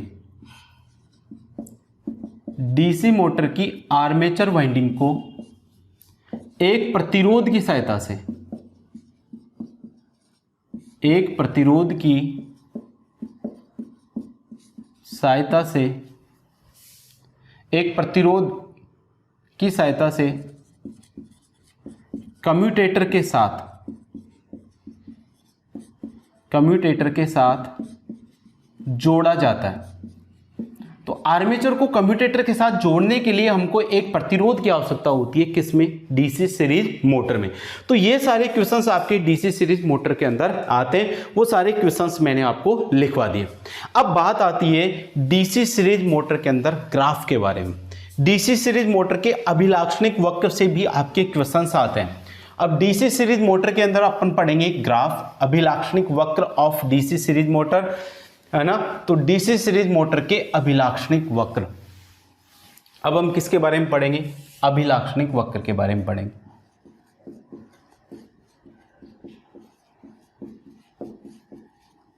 अभिलाक्षणिक वक्र, सीरीज मोटर कंप्लीट करा देते हैं आपका। Characteristics of DC series motor, है ना, डीसी सीरीज मोटर के अभिलाक्षणिक वक्र। देखिए चाहे आपकी सीरीज मोटर हो, शंट मोटर हो या कंपाउंड मोटर हो, तीनों के अंदर अपन 3 अभिलाक्षणिक वक्र पढ़ेंगे, जिसमें अपन जो पहला अभिलाक्षणिक वक्र पढ़ेंगे वो पढ़ेंगे एन वर्सेज आई ए। पहला अभिलाक्षणिक वक्र कौन सा पढ़ेंगे? एन वर्सेज आई ए। एन का मतलब क्या है? आपका स्पीड यानी कि गति, वर्सेज आई ए। आई ए का मतलब है आपकी आर्मेचर करंट। क्या है? Armature current. तो गति व आर्मेचर धारा, पहला जो अभिलाक्षणिक वक्र पढ़ेंगे वो पढ़ेंगे अपन गति और किसके बारे में? आर्मेचर धारा के बारे में। दूसरा जो अभिलाक्षणिक वक्र पढ़ेंगे वो पढ़ेंगे अपन टी वर्सेज आई ए के बीच में। किसके बीच में? टी वर्सेज आई ए। टी का मतलब है यहां पर टॉर्क, और वर्सेज आई ए का मतलब तो आपको पता ही है क्या है? आर्मेचर करंट है। तो दूसरा जो अभिलाक्षणिक वक्र हम पढ़ेंगे वो पढ़ेंगे टॉर्क व आर्मेचर धारा के बीच में। टॉर्क व आर्मेचर धारा के बीच में कौन सा वक्र पढ़ेंगे अपन? दूसरा। तीसरा जो अभिलाक्षणिक वक्र पढ़ेंगे वो पढ़ेंगे अपन एन वर्सेज टी के बीच में। किसके बीच में? N versus T. N versus T का मतलब हो गया आपका स्पीड वर्सेज टॉर्क के बीच में। स्पीड वर्सेज टॉर्क के बीच में अपन 3 ग्राफ पढ़ेंगे। तो डीसी चाहे सीरीज मोटर हो, चाहे शंट मोटर हो, चाहे कंपाउंड मोटर हो, उन तीनों के अंदर अपन 3 ग्राफ पढ़ेंगे सभी मोटरों के। एन वर्सेज आई ए, टी वर्सेज आई ए, एन वर्सेज टी। एन का मतलब स्पीड, गति और आर्मेचर धारा के बीच का ग्राफ पढ़ेंगे। दूसरा पढ़ेंगे टॉर्क और आर्मेचर धारा के बीच का ग्राफ। तीसरा पढ़ेंगे गति और टॉर्क के बीच का ग्राफ। अब देखिए, ग्राफ को समझने से पहले, चाहे सीरीज मोटर हो चाहे शंट मोटर हो, इन सब के जो ग्राफ है वो केवल 2 फॉर्मूले पर निर्भर करते हैं। कितने फॉर्मूले पर निर्भर करते हैं? 2। एक तो स्पीड के फॉर्मूले पर, दूसरा टॉर्क के फॉर्मूले पर। देखिए, स्पीड का फॉर्मूला मैं आपको लिख देता हूं, एन समानुपाती होता है ईबी बटे फाई। आपको ग्राफ को पढ़ने से पहले ये दोनों सूत्र याद होना चाहिए। एन समानुपाती होता है ईबी बटे फाई, और दूसरा होता है टी समानुपाती। दूसरा क्या होता है आपका? टी समानुपाती होता है फाई इंटू आई ए। ये दोनों फॉर्मूले आपको याद होना चाहिए, तब ही आपके ग्राफ समझ में आएंगे। यदि ये फॉर्मूले याद नहीं है तो आपके ग्राफ भी समझ में नहीं आएंगे। ठीक है, तो 2 फॉर्मूले पे हम अपने 3 ग्राफों को पढ़ेंगे। एन समानुपाती होता है ईबी बटे फाई, और टी समानुपाती होता है फाई इंटू आई है। अब देखिए, चाहे वो सीरीज मोटर हो, चाहे शंट मोटर हो, चाहे कंपाउंड मोटर हो, इसका जो पहले नंबर का ग्राफ और जो तीसरे नंबर का ग्राफ है, ये दोनों क्या होते हैं? आपके समान होते हैं। चाहे सीरीज मोटर देखे हो, चाहे शंट देख लो, चाहे कंपाउंड मोटर देख लो, सभी के एन वर्सेज आई ए का जो ग्राफ होगा वही का वही ग्राफ एन वर्सेज टी का होगा। एन वर्सेज आई ए और एन वर्सेज टी, इन दोनों का ग्राफ बिल्कुल क्या होता है? समान होता है। अब ग्राफ समान क्यों होता है? क्योंकि जो संबंध एन वर्सेज आई ए में होता है वही संबंध एन वर्सेज टी में होता है। डीसी मोटर की जो घूर्णन गति एन है वो आर्मेचर धारा के व्युत्क्रमानुपाती होती है। ये तो पता है आपको। डीसी मोटर की घूर्णन गति आर्मेचर धारा के व्युत्क्रमानुपाती होती है। वैसे के वैसे डीसी मोटर की जो आपकी गति है वो टॉर्क के भी क्या होती है? व्युत्क्रमानुपाती होती है। डीसी मोटर की घूर्णन गति आर्मेचर धारा के व्युत्क्रमानुपाती होती है। वैसे के वैसे डीसी मोटर की जो घूर्णन गति है वो टॉर्क के भी व्युत्क्रमानुपाती होती है। अगर आर्मेचर धारा का मान बढ़ेगा तो मोटर की घूर्णन गति क्या होगी? घटेगी। ऐसे कैसे? जैसे ही टॉर्क का मान बढ़ेगा तो मोटर की गति भी क्या होगी? घटेगी। तो अगर टी और आई ए इन दोनों का मान बढ़ता है तो मोटर की घूर्णन गति क्या होती है? घटती है। दोनों में से किसी भी एक चीज का मान बढ़ेगा तो मोटर की घूर्णन गति क्या होगी? घटेगी। अगर इन दोनों का मान घटेगा तो मोटर की गति क्या होगी? बढ़ेगी। मोटर की गति आर्मेचर धारा के भी व्युत्क्रमानुपाती होती है और मोटर की गति टॉर्क के भी व्युत्क्रमानुपाती होती है। इस कारण डीसी मोटरों में, चाहे वो सीरीज मोटर हो, शंट मोटर हो या कंपाउंड मोटर हो, जो ग्राफ एन वर्सेज आई ए का होगा वही ग्राफ किसका होगा? एन वर्सेज टी का होगा। अभी थोड़ी देर बाद में अपन बना के देखेंगे तो जो ग्राफ इसका आएगा वही ग्राफ इसका आने वाला है। अब मैंने कारण समझा दिया आपको क्यों आएगा, क्योंकि डीसी मोटर की घूर्णन गति आर्मेचर के व्युत्क्रमानुपाती होती है और दूसरा डीसी मोटर की घूर्णन गति टॉर्क के भी व्युत्क्रमानुपाती होती है। जब दोनों के व्युत्क्रमानुपाती है तो दोनों में से यदि किसी भी संख्या का मान बढ़ाएंगे तो घूर्णन गति क्या हो जाएगी? आपकी कम हो जाएगी। तो सभी प्रकार की डीसी मोटरों के अंदर हम सिर्फ 3 ग्राफ पढ़ने वाले हैं और तीनों ग्राफ इन दोनों फॉर्मूलाओं पर बेस होते हैं। ठीक है, इतना आपको याद रखना है। अब चाहे सीरीज पढ़ाऊं, शंट पढ़े या फिर कंपाउंड पढ़े, हमको कौन से ग्राफ पढ़ने, केवल 3। तो सबसे पहले अपन देखते हैं एन वर्सेज आईए का ग्राफ। किसका देखते हैं अपन? एन वर्सेज आईए।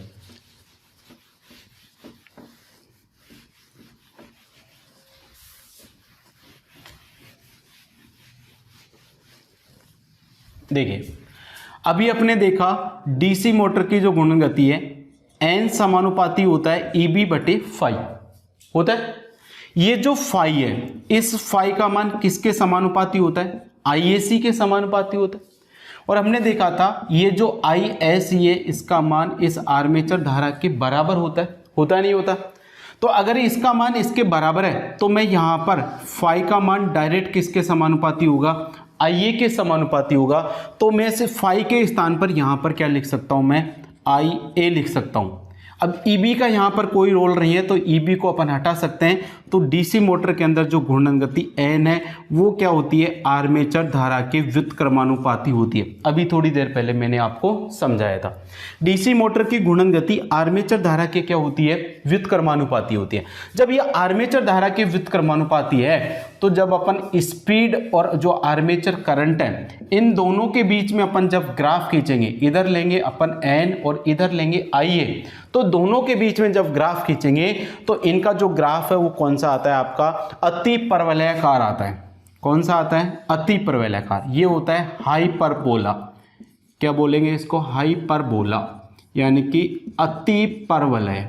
क्वेश्चन आपसे पूछा जाता है यहां पर डीसी सीरीज मोटर के अंदर स्पीड और आर्मेचर करंट, गति व आर्मेचर धारा के बीच में जो ग्राफ खींचा होता है उसका कौन सी प्रकृति का होता है?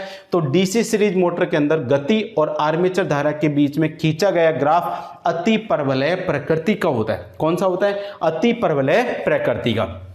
क्योंकि देखिए जब आईए का मान 0 होगा, जब आईए का मान, आईए बराबर 0 रखो तो देखिए स्पीड एन बराबर 1/0 मतलब क्या आएगी? अनंत आएगी।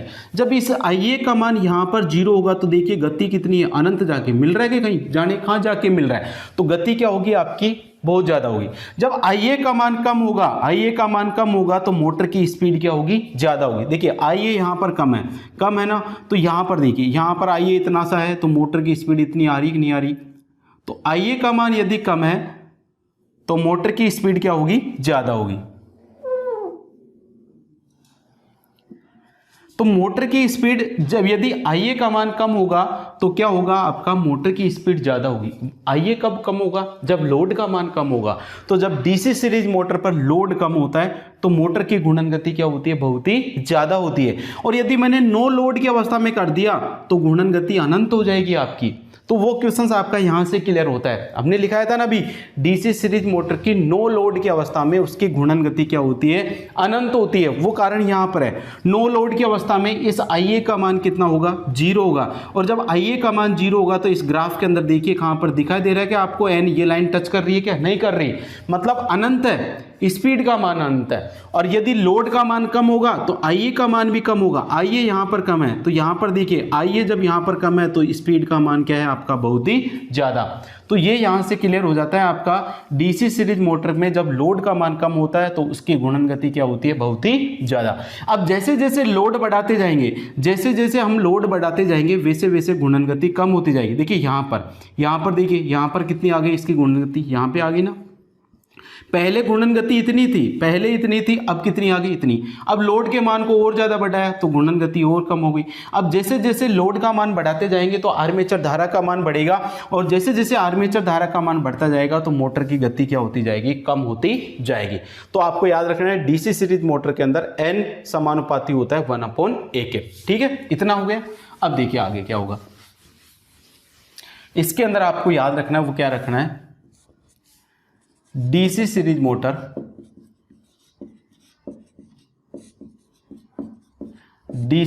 मोटर में गति व आर्मेचर धारा के मध्य का वक्र अति अति प्रबल प्रकृति, अति प्रबल मतलब हाइपरबोला प्रकृति का होता है। याद रखना, इसको पूछ सकता है। ग्राफ कैसा होता है आपका? अति प्रबल प्रकृति का होता है। दूसरा, आर्मेचर धारा बढ़ाने पर, आर्मेचर धारा बढ़ाने पर गति क्या होती है आपकी? कम होती है। आर्मेचर धारा बढ़ाएंगे तो गति क्या हो जाएगी? कम हो जाएगी। कौन सी मोटर की बात कर रहा हूं मैं? Series motor. दूसरा क्या होगा? लोड का मान बढ़ाने पर, लोड का मान बढ़ाने पर भी क्या हो जाएगी आपकी? गति कम हो जाएगी। इतना समझ में? तो पहला ग्राफ आपका कंप्लीट हो गया, एन वर्सेज आई ए। दूसरे ग्राफ की बात करते हैं अपन। दूसरा ग्राफ अपन खींचेंगे टी वर्सेज आई ए के बीच में। दूसरा ग्राफ किसके बीच में खींचेंगे अपन? टी वर्सेज आई ए। तो सेकेंड ग्राफ होगा आपका टी वर्सेज आई ए, यानी कि टॉर्क वर्सेज आर्मेचर करंट। तो देखिए, टॉर्क और आर्मेचर करंट में क्या रिलेशन होता है? देखिए, टी समानुपाती होता है फाई इंटू आई ए। सबको पता है टॉर्क का मान फाई और आई ए के गुणनफल के क्या होता है? समानुपाती। तो यहां पर इधर तो हम लिख लेते हैं आई ए और इधर लिख लेते हैं अपन क्या? टी। अब देखिए, जैसे ही अपन क्या करेंगे, इस फील्ड वाइंडिंग के अंदर प्रवाहित होने वाली धारा का मान बढ़ाएंगे, आईएससी का मान बढ़ाएंगे, या फिर आईए। अब देखिए, आईएससी और आईए दोनों क्या है? आपके बराबर है। तो आप ऐसे लिख सकते हो, आईए का मान जैसे ही मैं बढ़ाऊंगा तो किसका मान बढ़ेगा? आईएससी का मान बढ़ेगा, और आईएससी का मान बढ़ेगा तो इस फाई का मान भी क्या होगा आपका? बढ़ेगा। अब जैसे जैसे इस फील्ड वाइंडिंग में धारा का मान बढ़ता जाएगा, तो उसके अंदर पैदा होने वाले चुंबकीय फ्लक्स का मान भी क्या होता जाएगा? बढ़ता जाएगा। लेकिन एक अवस्था ऐसी आएगी जब ये जो फील्ड वाइंडिंग अपनी चुंबकीय संतृप्त अवस्था में पहुंच जाएगी। जब फील्ड वाइंडिंग चुंबकीय संतृप्त अवस्था में पहुंच जाएगी तो ये जो फाई है, इस फाई का मान क्या हो जाएगा आपका? कांस्टेंट हो जाएगा, यानी कि अब चुंबकीय फ्लक्स का मान बढ़ना क्या हो जाएगा? बंद हो जाएगा। तो यहां पर जो ग्राफ बनाएंगे वो दो स्थिति के अंदर बनेगा। एक तो वाइंडिंग की चुंबकीय संतृप्त अवस्था से पहले, और दूसरा बनेगा वाइंडिंग की चुंबकीय संतृप्त अवस्था के बाद। तो अपन जानते हैं डीसी मोटर के अंदर टॉर्क टी बराबर होता है फाई इंटू आई ए। लेकिन चुंबकीय संतृप्त अवस्था से पूर्व, किसकी बात कर रहा हूं मैं? चुंबकीय संतृप्त अवस्था, चुंबकीय संतृप्त अवस्था से पूर्व। चुंबकीय संतृप्त अवस्था से पूर्व क्या होगा? इस फाई का मान किस पर निर्भर करेगा? आईएससी पर निर्भर करेगा। और आईएससी का मान किसके बराबर होता है? आईए के बराबर होता है। तो मैं फाई को किसके समानुपाती लिख सकता हूं? आईए के बराबर। तो ये जो टॉर्क का फॉर्मूला है आपका टी समानुपाती फाई इंटू आईए, इसके अंदर मैं क्या कर सकता हूं? इस फाई की जगह क्या लिख दूंगा? आईए। तो देखिए, टी समानुपाती आई ए इंटू आई ए, तो बराबर हो जाएगा टी समानुपाती हो जाएगा आई ए स्क्वायर। अब टी समानुपाती आई ए स्क्वायर कौन सी कंडीशन में? जब वाइंडिंग चुंबकीय संतृप्त अवस्था से पहले की कंडीशन में। अब चुंबकीय संतृप्त अवस्था से पहले की कंडीशन में, तो जब टी समानुपाती आई ए स्क्वायर है, मतलब जब आई ए का मान मैं 2 बढ़ाऊंगा तो टॉर्क का मान कितना बढ़ेगा? 4। जब आई ए का मान यदि मैं 3 करूंगा तो टॉर्क का मान इसका डबल होगा। आई ए से क्या हो रहा है? डबल बढ़ रहा है। तो जो आपका जो ग्राफ आएगा वो आएगा परवलय प्रकृति का, कुछ इस प्रकार से आएगा। स्टार्टिंग में जो ग्राफ आएगा वो कुछ इस प्रकार से आएगा। ये जो ग्राफ है वो है टी समानुपाती है आई ए स्क्वायर के। ये जो ग्राफ है इसको बोलेंगे अपन परवलय। क्या बोलेंगे इसको? परवलय, यानी कि पैराबोला। ये ग्राफ की प्रकृति कौन सी होगी? परवलय। तो चुंबकीय संतृप्त अवस्था से पहले जो ग्राफ होगा, तो ग्राफ की प्रकृति कौन सी अवस्था से? चुंबकीय संतृप्त अवस्था से पहले ग्राफ की प्रवृत्ति क्या होगी आपकी? परवलय होगी। याद रखना, हाइपरबोला होगा। अब जैसे ही वाइंडिंग चुंबकीय संतृप्त अवस्था में पहुंच जाएगी तो चुंबकीय संतृप्त, इसको मिटा देता हूं, चुंबकीय संतृप्त अवस्था में पहुंचते ही इस फाई का मान क्या हो जाएगा आपका? कांस्टेंट हो जाएगा। क्योंकि जैसे ही वाइंडिंग चुंबकीय संतृप्त अवस्था में पहुंचेगी तो ये फाई क्या हो जाएगा आपका? कांस्टेंट हो गया। क्या हो गया? कांस्टेंट। और जब फाई कांस्टेंट हो गया तो टी का मान केवल किसके समानुपाती होगा? आर्मेचर धारा के समानुपाती होगा। ये कौन सी अवस्था में? आपकी चुंबकीय संतृप्त अवस्था। चुंबकीय संतृप्त अवस्था के बाद, चुंबकीय संतृप्त अवस्था के बाद टॉर्क का मान किसके ऊपर डिपेंड करेगा? आर्मेचर धारा के ऊपर डिपेंड करता है। क्वेश्चन पूछ भी सकता है यहां से। वाइंडिंग जब डीसी सीरीज जनरेटर के अंदर चुंबकीय संतृप्त अवस्था से पहले तो टॉर्क का मान किस पर निर्भर करता है, और चुंबकीय संतृप्त अवस्था के बाद टॉर्क का मान किस पर डिपेंड कर रहा है? तो चुंबकीय संतृप्त अवस्था से पहले तो टॉर्क समानुपाती है IA² के, और चुंबकीय संतृप्त अवस्था के बाद टॉर्क डायरेक्ट समानुपाती हो गया IA के। क्यों हुआ? क्योंकि यहां पर पहले फाई था, लेकिन अब यहां पर फाई का मान क्या हो गया? कांस्टेंट हो गया। फाई का मान कांस्टेंट हो गया तो टी समानुपाती IA होगा, और जब टी समानुपाती IA होगा तो जो ग्राफ पहले परवलय था अब वो कौन सी रेखा में कन्वर्ट हो जाएगा? सीधी रेखा में। ग्राफ क्या हो जाएगा आपका? ग्राफ क्या आएगा? सीधी रेखा आएगा। ग्राफ कौन सी आएगा? सीधी रेखा। सीधी रेखा में होगा। ग्राफ कौन सा होगा? सीधी रेखा में होगा। यानी कि अब यहां से ये जो ग्राफ आएगा वो कुछ इस प्रकार से आएगा। ये जो ग्राफ बन रहा है ये बन रहा है टी समानुपाती IA।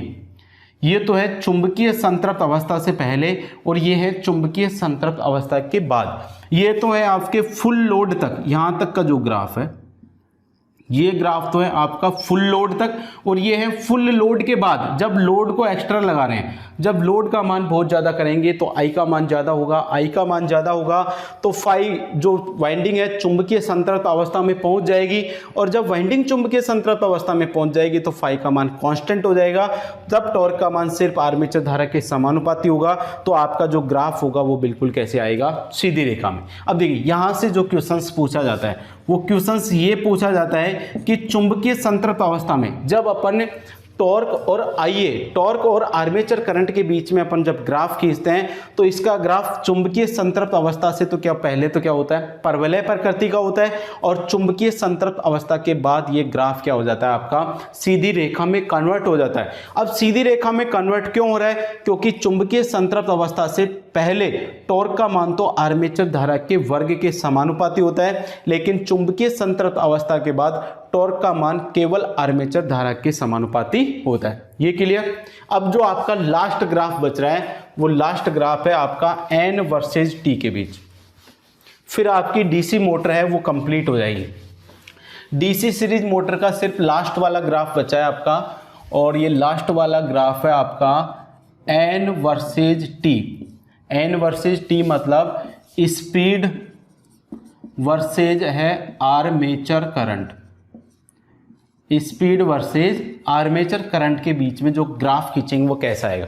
तो अभी थोड़ी देर पहले बताया था मैंने, चाहे वो सीरीज मोटर हो, शंट मोटर हो या कंपाउंड मोटर हो। सीरीज, शंट, कंपाउंड यानी कि डीसी मोटर का जो N वर्सेज IA का ग्राफ होगा वही का वही ग्राफ किसका होगा? N वर्सेज T का होगा। तो पहली लाइन तो यही लिखनी है। डीसी मोटर में गति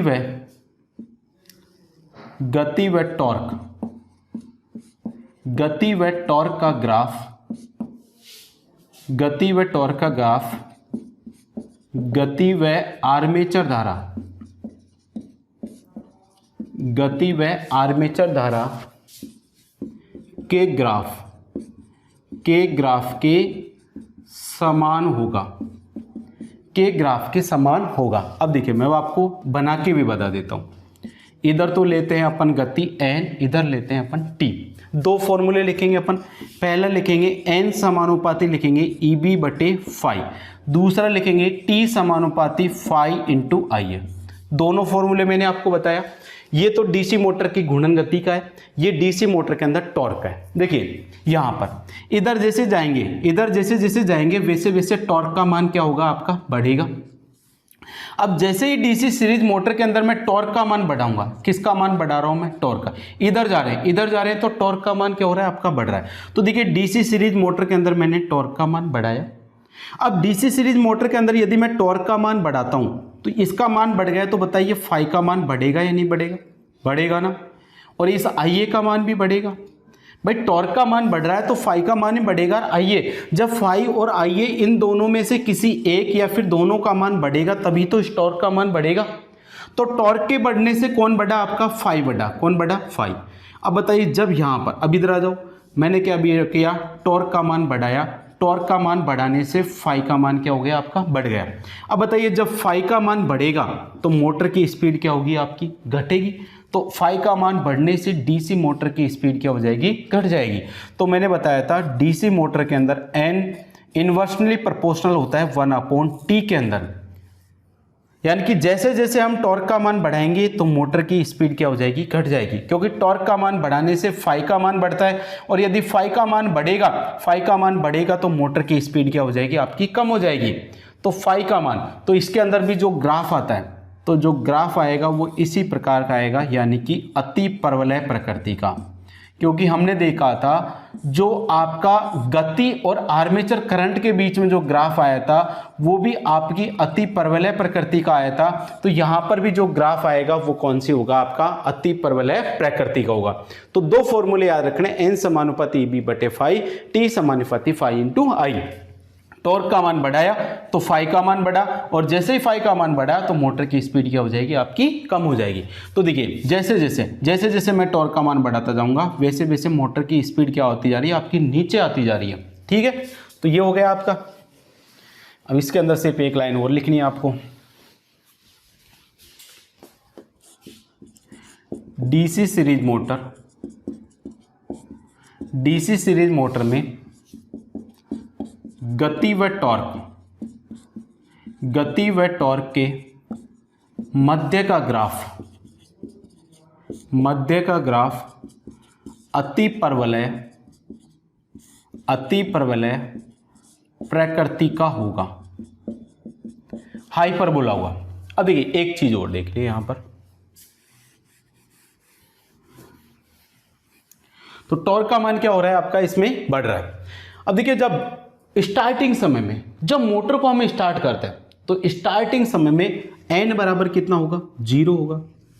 भाई स्टार्टिंग समय में मोटर के आर्मेचर की घूर्णन गति क्या होगी, 0। और जब मोटर आपका घूमना स्टार्ट करेगी तब मोटर की गति क्या होती है आपकी, बहुत ही कम होती है, होती नहीं होती।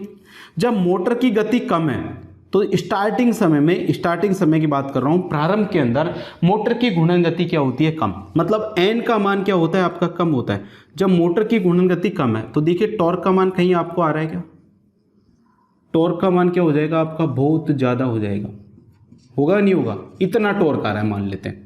तो स्टार्टिंग समय में मोटर की घूर्णन गति क्या होती है आपकी, कम होती है, एन का मान कम होता है। अब मोटर की घूर्णन गति कम होगी तो इसका टॉर्क का मान क्या होता है, बहुत ही ज्यादा होता है। अब डीसी मोटर के अंदर जब स्टार्टिंग समय में स्पीड का मान कम है, यानी कि गति का मान कम है, तो टॉर्क का मान क्या होता है, बहुत ही ज्यादा होता है। इस कारण डीसी सीरीज मोटर को हम कभी भी नो लोड की अवस्था में चालू नहीं करते हैं, क्योंकि जब स्पीड कम होगी तो टॉर्क बहुत ज्यादा होगा, और जब टॉर्क ज्यादा होगा तो वो आर्मेचर पर बहुत ज्यादा बल लगाएगा, और जैसे आर्मेचर पर बहुत ज्यादा बल लगाएगा तो आर्मेचर क्या होगा, बहुत ही तेजी से घूमेगा। तो कभी भी डीसी मोटर को अपन नो लोड की अवस्था में अपन चालू नहीं करते। तो ये हो गया आपका डीसी सीरीज मोटर में टॉर्क और गति और टॉर्क के मध्य का जो ग्राफ होता है वो क्या होता है आपका, अति परवलय प्रकृति का होता है। तो ये होगी आपकी डीसी सीरीज मोटर कंप्लीट। तो आज के वीडियो में हमने देखा डीसी मोटर की घूर्णन दिशा को परिवर्तित करना, और दूसरा देखा अपन ने डीसी सीरीज मोटर के सारा कंसेप्ट अपन ने क्लियर कर लिया। ठीक है, आज के लिए बस इतना ही। अब मिलेंगे आपको नेक्स्ट वीडियो में, और अब नेक्स्ट वीडियो में हम देखेंगे डीसी शंट मोटर के बारे में। जैसे आज हमने डीसी सीरीज मोटर के बारे में कंप्लीट डिस्कस किया, उसी प्रकार हम अगले वीडियो के अंदर डीसी शंट मोटर के बारे में पढ़ने वाले। ठीक है, आज के लिए बस इतना ही। तो मिलते हैं आपको नेक्स्ट वीडियो में।